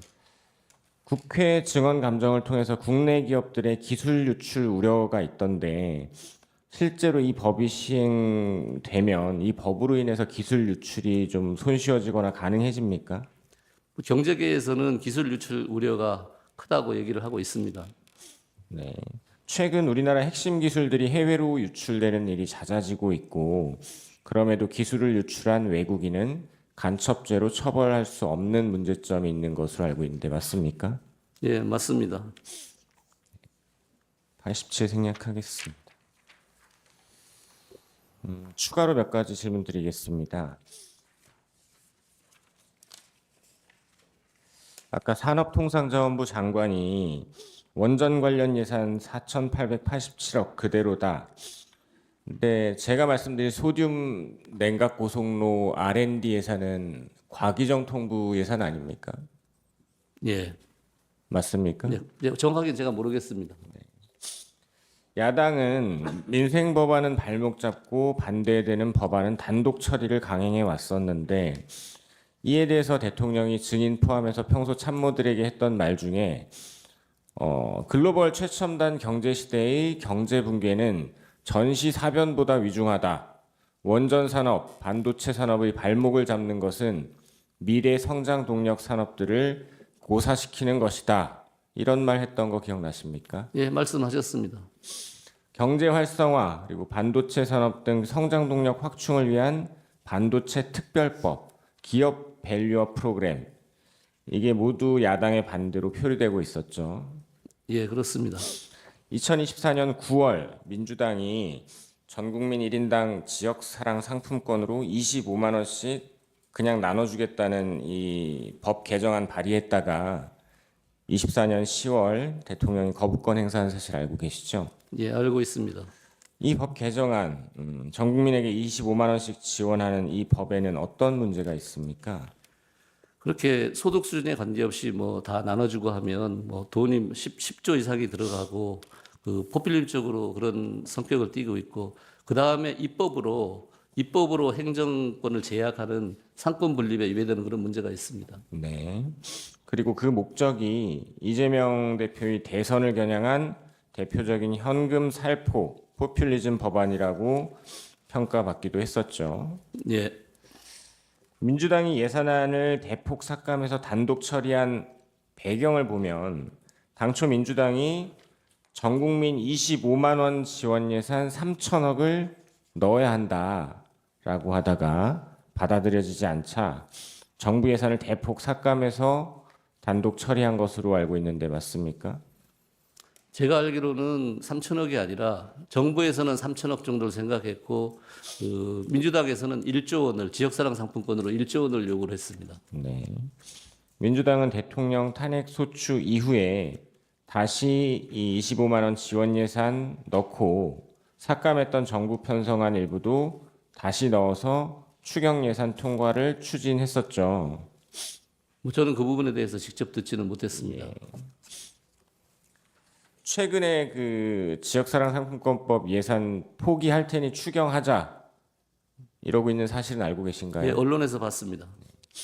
또 민주당이 허위 정보 신고받겠다며 민주파출소라는 온라인 플랫폼 운영하고 있는 거 알고 계시죠? 예, 언론에서 예, 봤습니다. 그리고 거기서 이재명 대표가 민주당이 아닌 윤석열 정부가 민생 예산 삭감했다라면서 정리된 표를 플랫폼에 공유하면서 우리가 진실을 알려야 한다라고 했다가 그 자료들이 허위임이 드러나자 25년도가 아닌 23년에 논란이 되었던 것으로 확인되어서 바로 잡겠다, 유감이다라고 했던 사실 알고 계십니까? 예, 언론에서 봤습니다.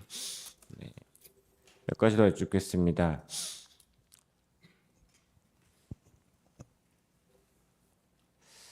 증인은 아까 청구인 측에서 제시한 경제부총리에게 주었다는 쪽지 주는 거 본 적 있으십니까? 없습니다. 그 존재도 몰랐었죠. 예, 몰랐습니다. 비상계엄 전후로 그러니까 전에 비상계엄 선포 전에 대통령 또는 경제부총리로부터 관련 내용 전달받은 거 있으십니까? 전혀 없습니다.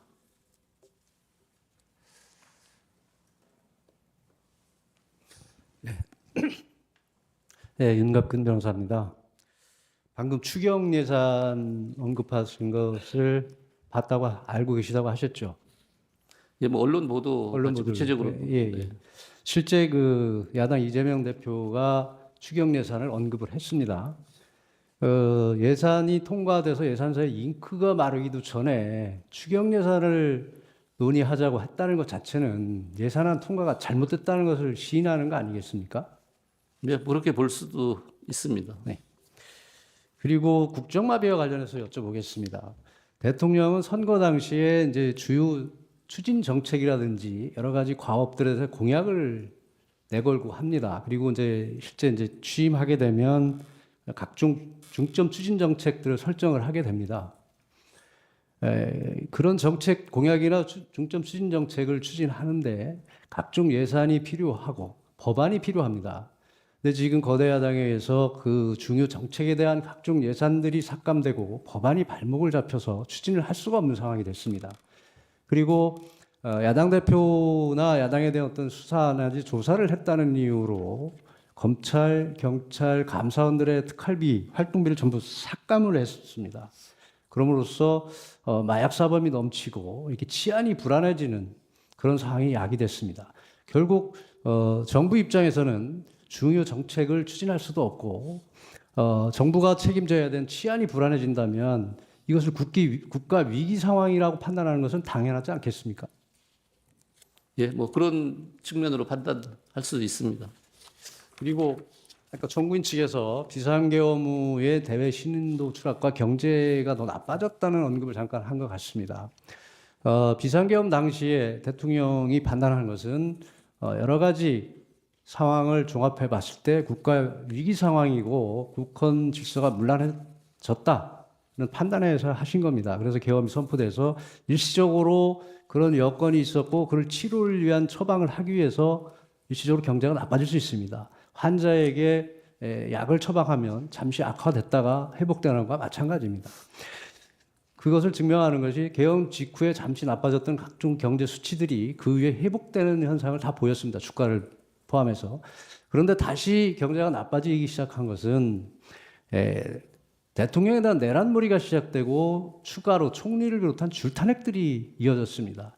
이런 것들이 외국에는 정말 좋지 않은 사인을 줘서 이것이 대외 신인도를 추락하는 원인이 됐고 경제를 더 나쁘게 하는 원인이 됐다고 생각하지 않으십니까? 예, 뭐 그런 측면도 있습니다. 그리고 이제 대통령께서 혹시 이런 논의를 하신 적 있습니까? 서민 경제 활성화를 위해서 조금이라도 서민 경제를 좀 좋아지게 하기 위해서는 소비를 촉진시켜야 된다.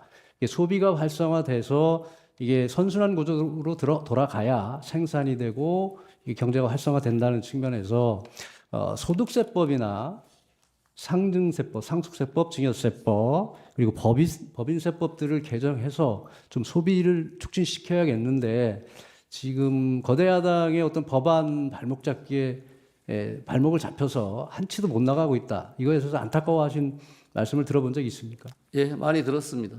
그에 대해서 좀 구체적으로 어떤 방안을 추진했었는지 말씀해 주실 수 있겠습니까?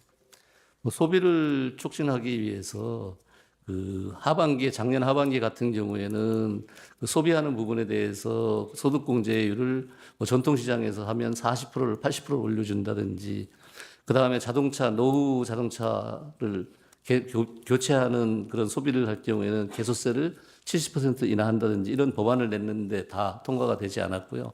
또 상증세법 개정안을 내서 너무 지금 상증세가 그동안 부동산 가격이 많이 올라갔는데 20년간 세율이 변동이 없기 때문에 그 상증세율을 좀 낮춰주고 하는 개정안을 냈는데 전혀 그것도 반영이 되지 않았습니다.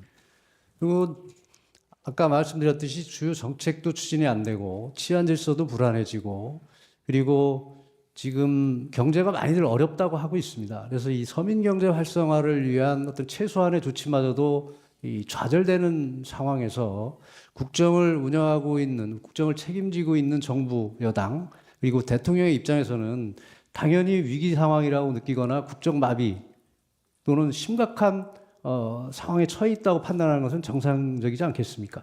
예, 그렇습니다.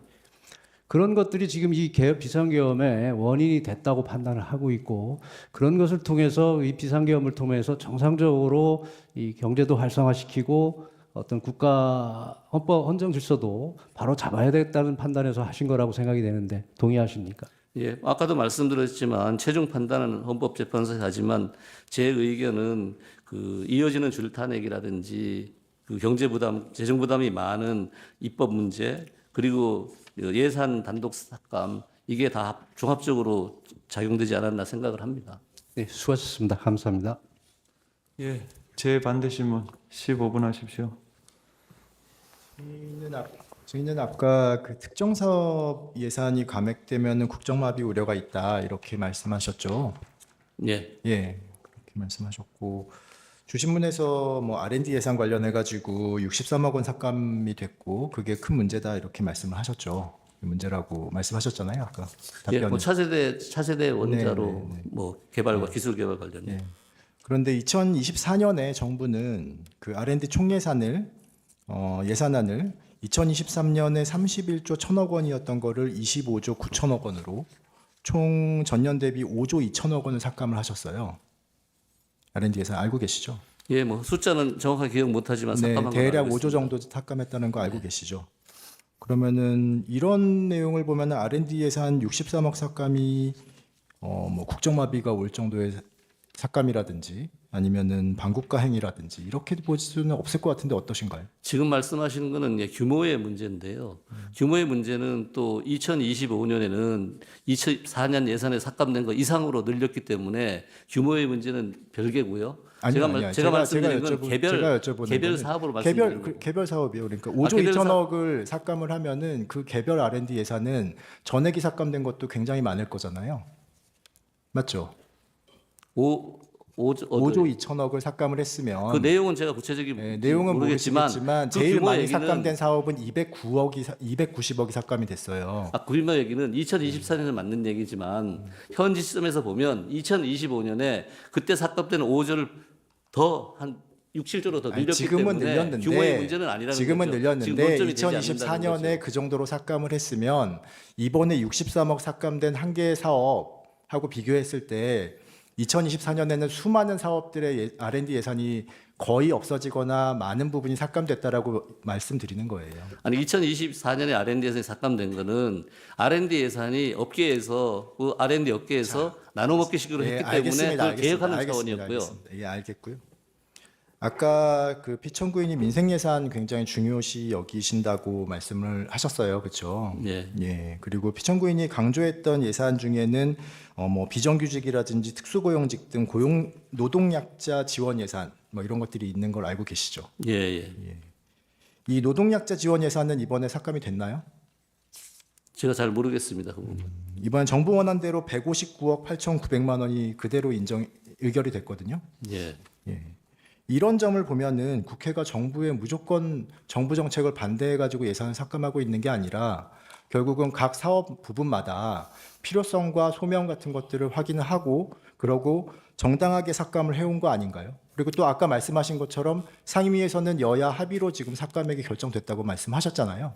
예, 그런데 4.1조를 삭감할 때 1조는 상임위나 예결위에서 합의가 된 거지만 3.1조는 민주당에서 야당에서 일방적으로 삭감한 거고 그 3.1조가 문제가 되고 있는 거죠. 그 중에 이제 포함되는 게 예비비 2.4조, 그 다음에 우리가 국채 발행하는 이자 0.5 제가 등. 같이 여쭤볼 거라서요.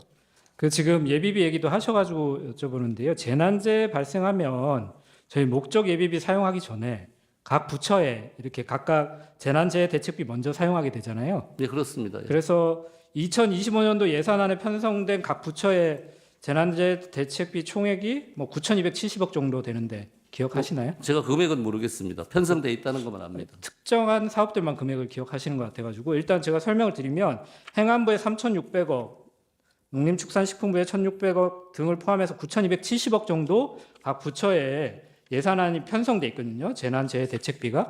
그래서 이 1조에 가까운 이 돈이 먼저 사용되고 목적 예비비가 사용되는 거잖아요. 그래서 예, 항상 그렇습니다. 예, 그렇게 되는 건데 그러면 목적 예비비를 사용하는데 그 본회의를 통과한 이번 목적 예비비가 1조 6천억 원 맞나요?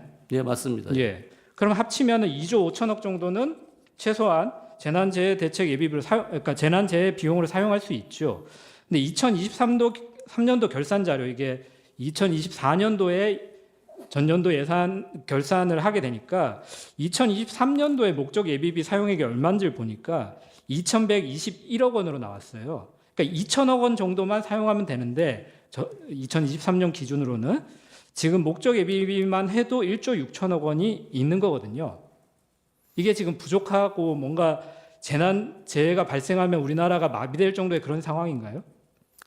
제가 아까 말씀드린 거는 재난 예비비에 대해서는 제가 태풍이나 큰 네. 재난이 나왔을 때 문제라고 말씀드렸고 그 외에는 말씀 안 드렸습니다. 제가 말씀드린 거는 네. 일반 예비비 0.8조 가지고는 그러면 제가 충당이 안 된다는 이야기는 거고 일반 예비비 감액이 중요하고 재난 예비비는 사실은 이런 제도가 좀 마련돼 있다 이렇게 이해하면 될까요? 아니 재난 예비비도 더 구체적으로 제가 말씀 안 드렸었는데 들어가 보면 짧게만 부탁드립니다. 들어가 보면 국회에서 예산 의결 최종적으로 본회의에서 12월 10일에 네. 하면서 그 뭐 예결위에서 부대 의견으로 들어가 있는 경우 아니 제가 질문 드리는 거는 아니 재예비가 네. 1.6조인데 네. 거기 어떻게 되어 있냐면은 고등 학교 무상교육에 네. 법안이 개정되면 네. 부천 한 1조 가까이를 거기다 먼저 쓰고 네. 목적 예비비에서 네. 쓰고 그 다음에 5세와 무상교육에 관련되는데 2천 몇백을 써라 1.6조를 가지고 네. 그러면 그게 자, 쓴다 그래서 그러면 제가 여쭤보는 게 남아 있는 게 4, 5천밖에 안 증인 됩니다. 잠시만요. 4, 5천 남았다 그랬잖아요. 근데 2023년도에 목적 예비비 사용액이 2천억이에요. 그러면 4, 5천이 뭐 나중에 부족해질 수는 있지만 지금 비상계엄 선포 담화문에 재난재 예비비 1조 원 깎았으니까 이거는 예산 폭호고 반국가 세력이다 이렇게 말할 수는 없는 거 아닌가요? 아니 그게 그걸 말씀드리는 거고요. 태풍이나 이런 게 나오면 네. 부족해서 대응이 안 된다는 그러면 거죠. 목적 예비비 사용한 후에도 부족하면 재해대책 국고 채무 부담행위 이런 뭐 한 1조 5천억 정도 이렇게 활용할 수 있죠. 뭐 다 쓸 수 있습니다. 예. 쓸 수 있죠. 예, 알겠습니다. 특활비 관련해서 좀 몇 가지 여쭤볼게요. 그 아까 집행 내역하고 증빙이 필요하다는 것 자체를 별로 동의를 안 하시는 걸로 이해하면 될까요? 말씀하신 게 내역이나 증빙이 필요하지 않다 특활비에 대해서는 내역이 사용 일시, 사용 금액 그것만 이런 이제 것들 다- 그냥 적어내면 된다. 예, 예. 근데 그 증인 법원에서 검찰총장, 서울중앙지검장이 쓴 특수활동비, 특정 업무 경비 등의 사용 내역 이게 이제 아마도 피청구인이 2017년부터 2019년 사이에 검찰총장하고 서울중앙지검장에 재직하던 시기였던 것 같아요. 이 시기에 쓴 특수활동비와 특정 업무 경비 등의 사용 내역과 지출 증빙 자료를 공개하라 이런 판결을 선고했고요. 대법원 2020도 69728 판결에서 이게 심리불속행으로 확정된 사실 혹시 알고 계신가요? 뭐 그건 잘 모르겠습니다. 그러니까 취지는 특수활동비나 특정 업무 경비에 대해서도 지출 증빙을 요구하면 공개를 해야 된다라는 법원의 판결이 있다는 거죠. 이걸 잘 모르셨다는 거죠? 아니 저는 제가 이해하기로는 네. 특정 업무 경비는 다릅니다. 특수활동비만 보면 네. 특수활동비는 아니, 지출 특수활동비에 일시와 대해서도 이렇게 공개하라는 판결이 있었는데 그건 잘 모르신다는 것만 아니, 그 확인을 부분은 합니다. 제가 모르겠고요. 네네, 우리가 알겠습니다. 보통 네. 일시하고 금액을 네. 공개하면 그러면 되는 걸로 이렇게 좀 돼 있습니다. 비교해서 한번 여쭤볼게요. 이번에 국회 예산안 심사 과정에서 대통령 경호처하고 국세청은 특수활동비와 특정 업무 경비가 집행 내역이 소명됐기 때문에 여기에 대해서 정부안대로 예산이 확정됐죠. 대통령 경호처. 네, 알고 있습니다. 그렇게. 그러면 대통령 경호처는 집행 내역이 특수활동비에서 소명이 되는데 대통령 비서실하고 감사원이나 검찰은 왜 소명이 안 되는 걸까요? 왜 국회에서 이런 집행 내역을 따로 소명 자료를 요구하는 걸까요? 그게 고도의 기밀을 요하는 그런 활동비이기 때문에 사건이나 수사 등 아니, 국정 수행 그럼 그렇기 대통령 때문에 경호처는 별로 기밀하고 상관없나요? 경호처보다는 더 네. 비서실이나 이런 쪽이 더 뭐 강도가 높다고 볼 수도 있겠죠. 조금 근데 제가 그 업무를 전체 담당하지 않기 때문에 전반적으로 평가하기 어렵다는 예, 말씀이신 거죠? 모르겠지만은 제가 아니, 전체를 아까 담당하는 건 아니니까. 특수활동비에서 굉장히 잘 아시는 것처럼 말씀하셔가지고 그러니까 특수활동이 여쭤봤던 건데. 일반적으로 제가 예산하면서 알겠습니다. 취득했던 그런 지식이고요. 알겠습니다. 그러면 제가 그 입법권 남용 관련해서 아까 뭐 여러 가지 또 그 거부권 뭐 제2요구권 관련해서 뭐 의견을 좀 말씀해 주셔가지고 근데 혹시 그 이런 기사는 많이 나와서 아실 것 같은데요. 1987년 민주화 이후에 여러 대통령들이 거부권 행사를 했는데 최근을 보면 뭐 이명박 대통령은 한 건, 박근혜 대통령 두 건, 문재인 대통령 한 건이었던 걸로 보이고요. 김대중, 김영삼 대통령은 없었고 노무현 대통령 6건 정도. 근데 지금 피청구인이 25번 제2요구권 행사했거든요. 여기에 대한 사실 왜냐하면 증인이 이 많은 정부에서 다 일하셨잖아요. 정부 정책을 담당했던 사람으로서 이게 이런 25번의 제2요구권 이른바 거부권 행사가 일상적이지 않다는 건 뭐 평범하지 않다는 거에 대해서는 인식하고 계시죠? 그게 역으로 해석을 하면 어떤 지금 말씀인지는 그러니까 알겠어요. 역으로 해석을 야당이 하면 야당이 다수의 야당이 네네. 그 부담이 많은 알겠습니다. 재정 부담이 많이 가는 법안을 네. 발의를 한 거죠. 근데 제가 말씀드린 여러 대통령들은 그 증인께서 잘 알고 있다시피 여소야대 상황이 얼마든지 반복됐던 정부들이에요. 그럼에도 불구하고 그렇게 그렇게까지만 법안 말씀을 발의하지 드리고요. 않았습니다. 네. 그리고 한 가지만 제가 더 여쭤볼게요. 아까 셧다운과 관련해서 저희가 여쭤본 의도는 사실은 우리나라는 준예산 제도가 있기 때문에 예산이 통과되지 않더라도 정부가 마비되지 않죠. 정부가 폐쇄되는 거 아니잖아요. 예. 예. 근데 미국은 셧다운 때문에 폐쇄되기까지 하는데도 군대를 동원해서 비상 뭐 계엄을 선포해야 된다 이런 얘기가 없다는 점을 확인하고 싶었던 거고요. 아니, 근데 우리도 그 부분에 셧다운은 안 대해서는 되지만. 제가 준예산 제도가 있다는 부분을 확인해 주셨기 때문에 그 부분으로 좀 가름을 하겠습니다. 아까 경제 상황과 관련해서 말씀하셔가지고 제가 좀 그 부분을 좀 여쭤보고 싶은데요. 박근혜 그 탄핵 이후의 경제 상황, 아까 증인께서 뭐 경제 상황이 어떻게 될 거다라는 의견을 좀 말씀해 주셔서 제가 같은 의견을 좀 묻고 싶은데요.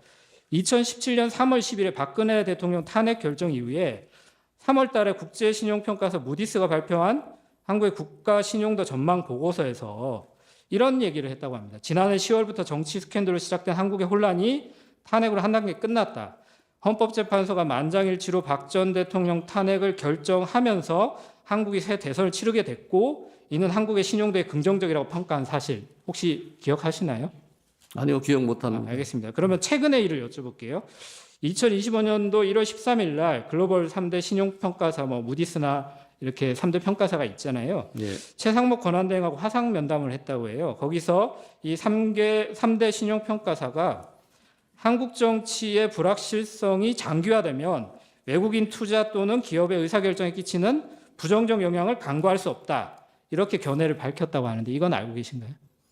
예, 뭐 제가 알지는 못하지만 네. 뭐 그건 틀린 얘기는 아니라고 생각합니다. 예, 그래서 같은 취지에서 질문을 좀 드리고 싶은데요. 뭐 최근에 윤석열 디스카운트 이런 말도 나오는데 경제 전문가 입장에서 현재 진행되는 탄핵 심판이 어쨌든 뭐 그 지연되는 것보다 빠른 시기에 헌법재판소가 결정을 내리는 것이 좀 경제적 불확실성을 제거해서 외국인 투자나 기업의 의사결정에 끼치는 부정적 영향을 좀 없애는 방향으로 가지 않을까라고 생각이 드는데 어떠신가요? 뭐 제가 얘기할 사항은 아닌 것 같습니다. 헌법재판소에서 알아서 판단하셔서 결정을 내릴 거로 보고 있습니다. 마지막으로 한 가지만 여쭤볼게요. 지금 오늘 나오셔가지고 쭉 답변하시는 내용을 들어보니까 증인의 이런 경제라든지 예산이라든지 이런 거에 관한 인식이 피청구인의 인식하고 굉장히 유사하신 것 같아요. 증인께서 지금 경제수석으로 이렇게 계속 재직을 하시면서 이제 여러 번 피청구인이랑 같이 회의도 하시고 뭐 논의도 하시고 그러셨을 거잖아요. 예. 그렇죠. 근데 그 과정에서 지금 증인과 피청구인이 그런 인식을 공유하면서 계속해서 보고하고 서로 논의하고 협의를 하셨던 건가요? 아니요, 제가 평소에는 뭐 경제나 재정 관련 그렇게 보고도 하고 서로 토론도 하죠. 하지만 이번에 뭐 우리 계엄이나 이런 거 관련해서는 전혀 계엄에 대해서 여쭤보는 게 아니라요. 예. 지금 쭉 답변하시는 그런 인식이 피청구인의 인식하고 굉장히 비슷해서 피청구인이 어떻게 해서 뭐 피청구인은 경제 전문가가 아니잖아요, 그렇죠? 예, 예. 예, 피청구인 경제 전문가가 아니고 그 경제 전문가인 증인께서 거기에 조언을 해주시는 역할을 하는 거잖아요, 그렇죠? 예, 예. 예, 근데 어떻게 해서 경제에 대해서 비전문가이신 피청구인이 그런 인식을 갖게 되셨을까를 제가 궁금해하고 있었는데 오늘 증인께서 말씀하신 내용을 들어보니까 굉장히 인식이 비슷하셔가지고 그래서 여쭤보는 거예요. 보고를 하시면서 그런 경제에 대해서 평가를 해서 그 피청구인과 같이 논의를 하셨는지를 여쭤보는 거예요. 근데 기본적으로 윤 대통령이 경제에 대해서 많이 알고 계십니다. 아, 그러세요? 모르는 게 아닙니다. 예. 네, 알겠습니다. 네, 여기까지 하겠습니다. 네. 예, 수고하셨습니다. 예, 돌아가십시오. 예. 하십시오.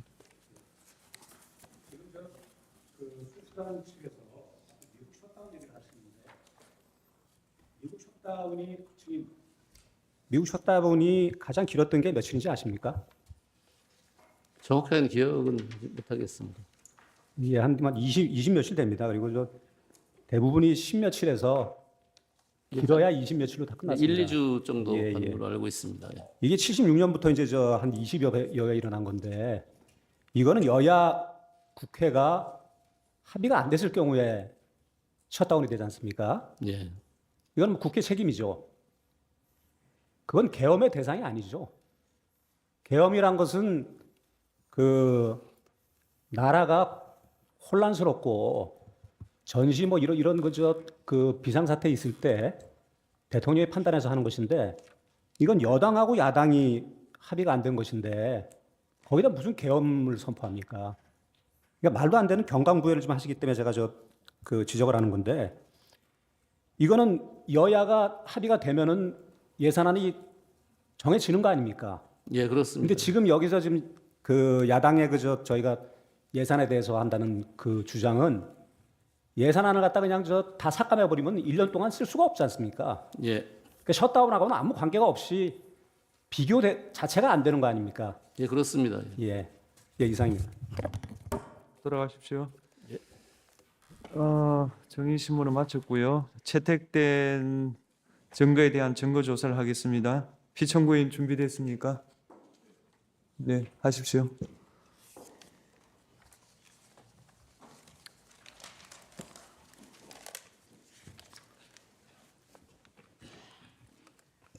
피청구인 대리인 도태우 변호사입니다. 서증 국회 출동 병력의 실상에 관한 서증요지 진술을 시작하겠습니다. 먼저 국회에서 탄핵 소추를 의결하고 그 문안에 따라 헌법재판소에 탄핵 심판을 청구한 소추의결서 정본의 내용을 살펴보겠습니다.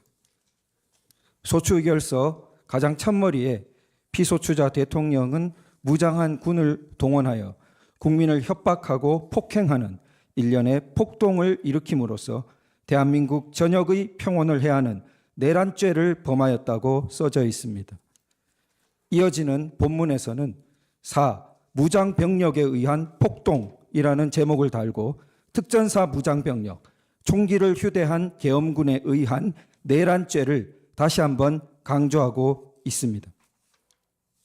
그날의 진짜 이야기는 과연 어떠할까요? 을 145증은 특전사 여단장과 지대장 등의 대화 녹취록입니다. 특전사 여단장이 지대장에게 아이, 잠깐만요. 그게 140호증은 채택된 바가 없어요. 을 140호증은 지금 보류가 돼 있거든요. 진술 조서 내용들이 아니, 녹취록 아니에요. 예, 녹취록은 녹취록 예, 예. 을 145호증 1, 2는 보류라니까요.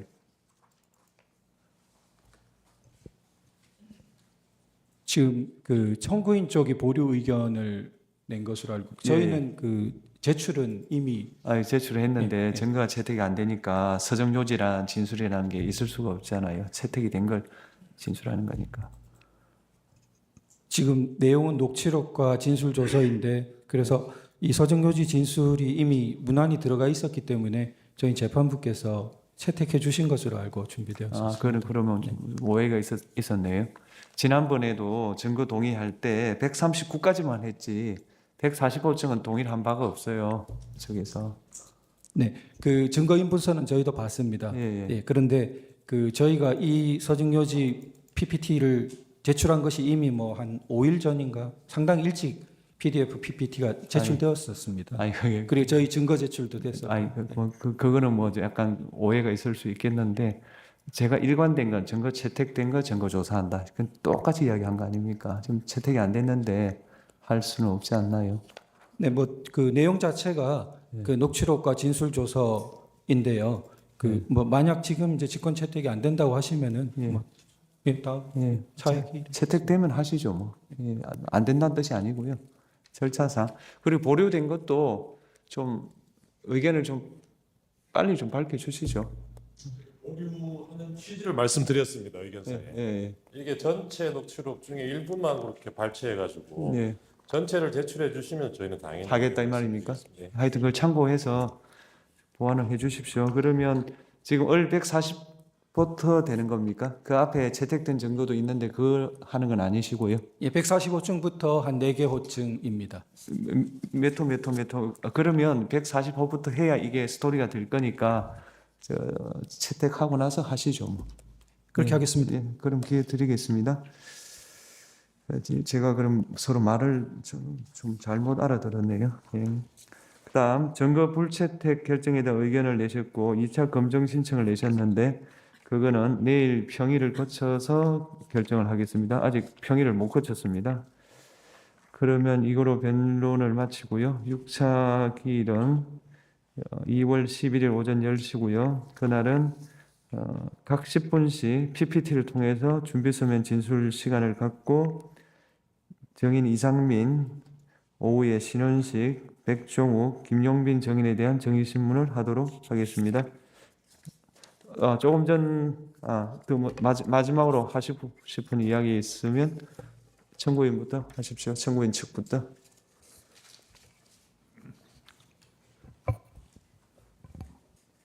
짧게 한 말씀 드리겠습니다.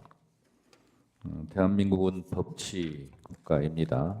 법치 국가는 여러 의미가 있겠습니다만 법에서 정한 만큼만 권한을 행사하라 이런 뜻이기도 할 것입니다. 헌법 제77조는 전시, 사변, 그에 준하는 국가 비상사태 일대에만 비상계엄을 선포하라고 했지 예산 문제를 가지고 비상계엄을 선포하라 하고는 규정하고 있지 않습니다. 따라서 오늘 예산 부분에 대해서 많은 부분이 오고 갔는데 그것이 비상계엄을 선포할 조건에는 해당되지 않는다는 점을 분명히 말씀드리고 헌법에 입법권은 국회에 속한다 이렇게 되어 있습니다. 물론 행정권은 정부에 속해 있습니다. 예산 편성권은 정부에 속해 있고 국회는 그 편성된 예산에 대한 심의 의결권을 가지고 있습니다. 정부 입장에서 국회에서 심의 의결하는 예산이 마음에 안 들 수 있습니다. 그런데 마음에 안 드는 예산이 책정, 결정, 의결되었다고 하여 그때마다 불만을 품고 비상계엄을 선포해야 한다면 아마 매년 비상계엄을 선포해야 될지도 모르겠습니다. 그래서 오늘 예산이 사실 탄핵심판의 쟁점이 아님에도 불구하고 쭉 들어본 결과 청구인으로서 그런 생각이 좀 들었다는 말씀을 드립니다. 또 하나 많은 예산 부분이 나왔지만 오늘 산업부에서 발표한 대로 조선일보 기사 제목은 이렇습니다. 멀어진 산유국의 꿈, 대왕고래 주가 무더기 하한가 추락. 동아일보 대왕고래 석유가스 매장량 경제성 없다고 판단. 대통령께서 사실 담화하실 때도 이 대왕고래 프로젝트에 대해서 말씀하셨기 때문에 오늘 이런 기사를 제가 말씀을 드립니다. 그렇다면 결국 국회에서 이 대왕고래 프로젝트 예산을 삭감한 것은 결국 경제성이 없는 부분에 대한 잘된 예산 삭감이 아닌가 그런 생각도 들었습니다.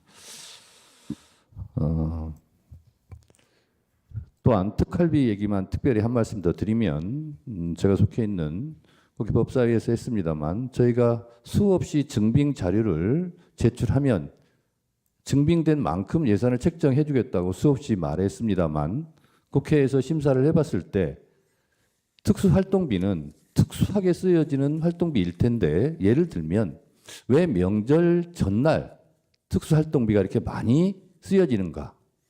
명절에는 오히려 특수활동비가 들지 않을 텐데 수사를 하지 않으니까 그런 의심들이 들었음에도 불구하고 증빙 자료를 제출하라고 했는데 실제로 제출하지 않았습니다. 그래서 삭감을 하게 되었다는 말씀을 드립니다.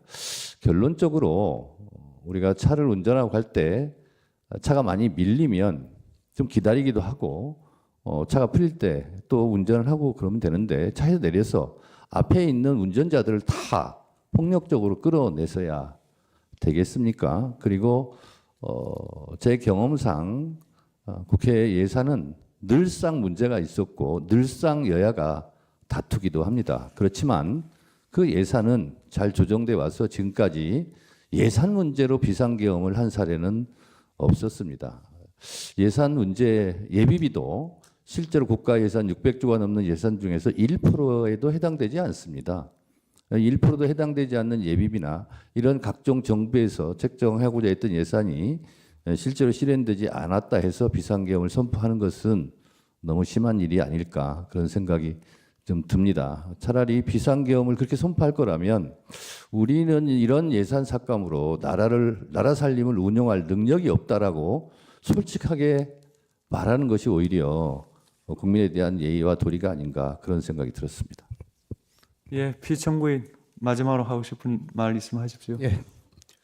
청구인 측에서 방금 전시 사변에 준하는 사태 비상계엄 요건을 말씀하셨습니다. 전시 사변에 준하는 사태뿐만 아니라 사법 행정 기능이 현저히 곤란해서 공공의 안녕 질서를 유지하는 경우도 계엄의 요건이 있다는 걸 분명히 말씀을 드리고요. 오늘 증인이 예산 문제이기 때문에 예산에 관해서 논의를 한 거지만 지금 이건 비상계엄을 선포한 이유가 비단 예산 삭감만에 있는 것이 아니고 줄탄핵 그리고 예산 삭감, 방탄 입법 여러 가지 문제점이 있었습니다. 그리고 사법 기능과 관련해서 수사한 검사들에 대한 탄핵이 이어지고 불리한 판결을 한 판사들에 대한 탄핵 협박 내지는 좌표찍기 그리고 지금 헌법재판소 구성에 관해서 굉장히 서두르고 있지만 그 전까지는 탄핵을 소추해놓고 진행이 안 되도록 헌법재판소 구성을 방해했습니다. 이것도 사법 기능을 곤란하게 한 사례 중에 하나라고 할 수가 있습니다. 이런 걸 종합적으로 판단을 해서 계엄을 한 것이지 예산 문제 하나 가지고 계엄한 것이 아니라는 것을 말씀드리겠습니다. 네, 잘 들었습니다. 오늘 재판은 이것으로 마치겠습니다. 예.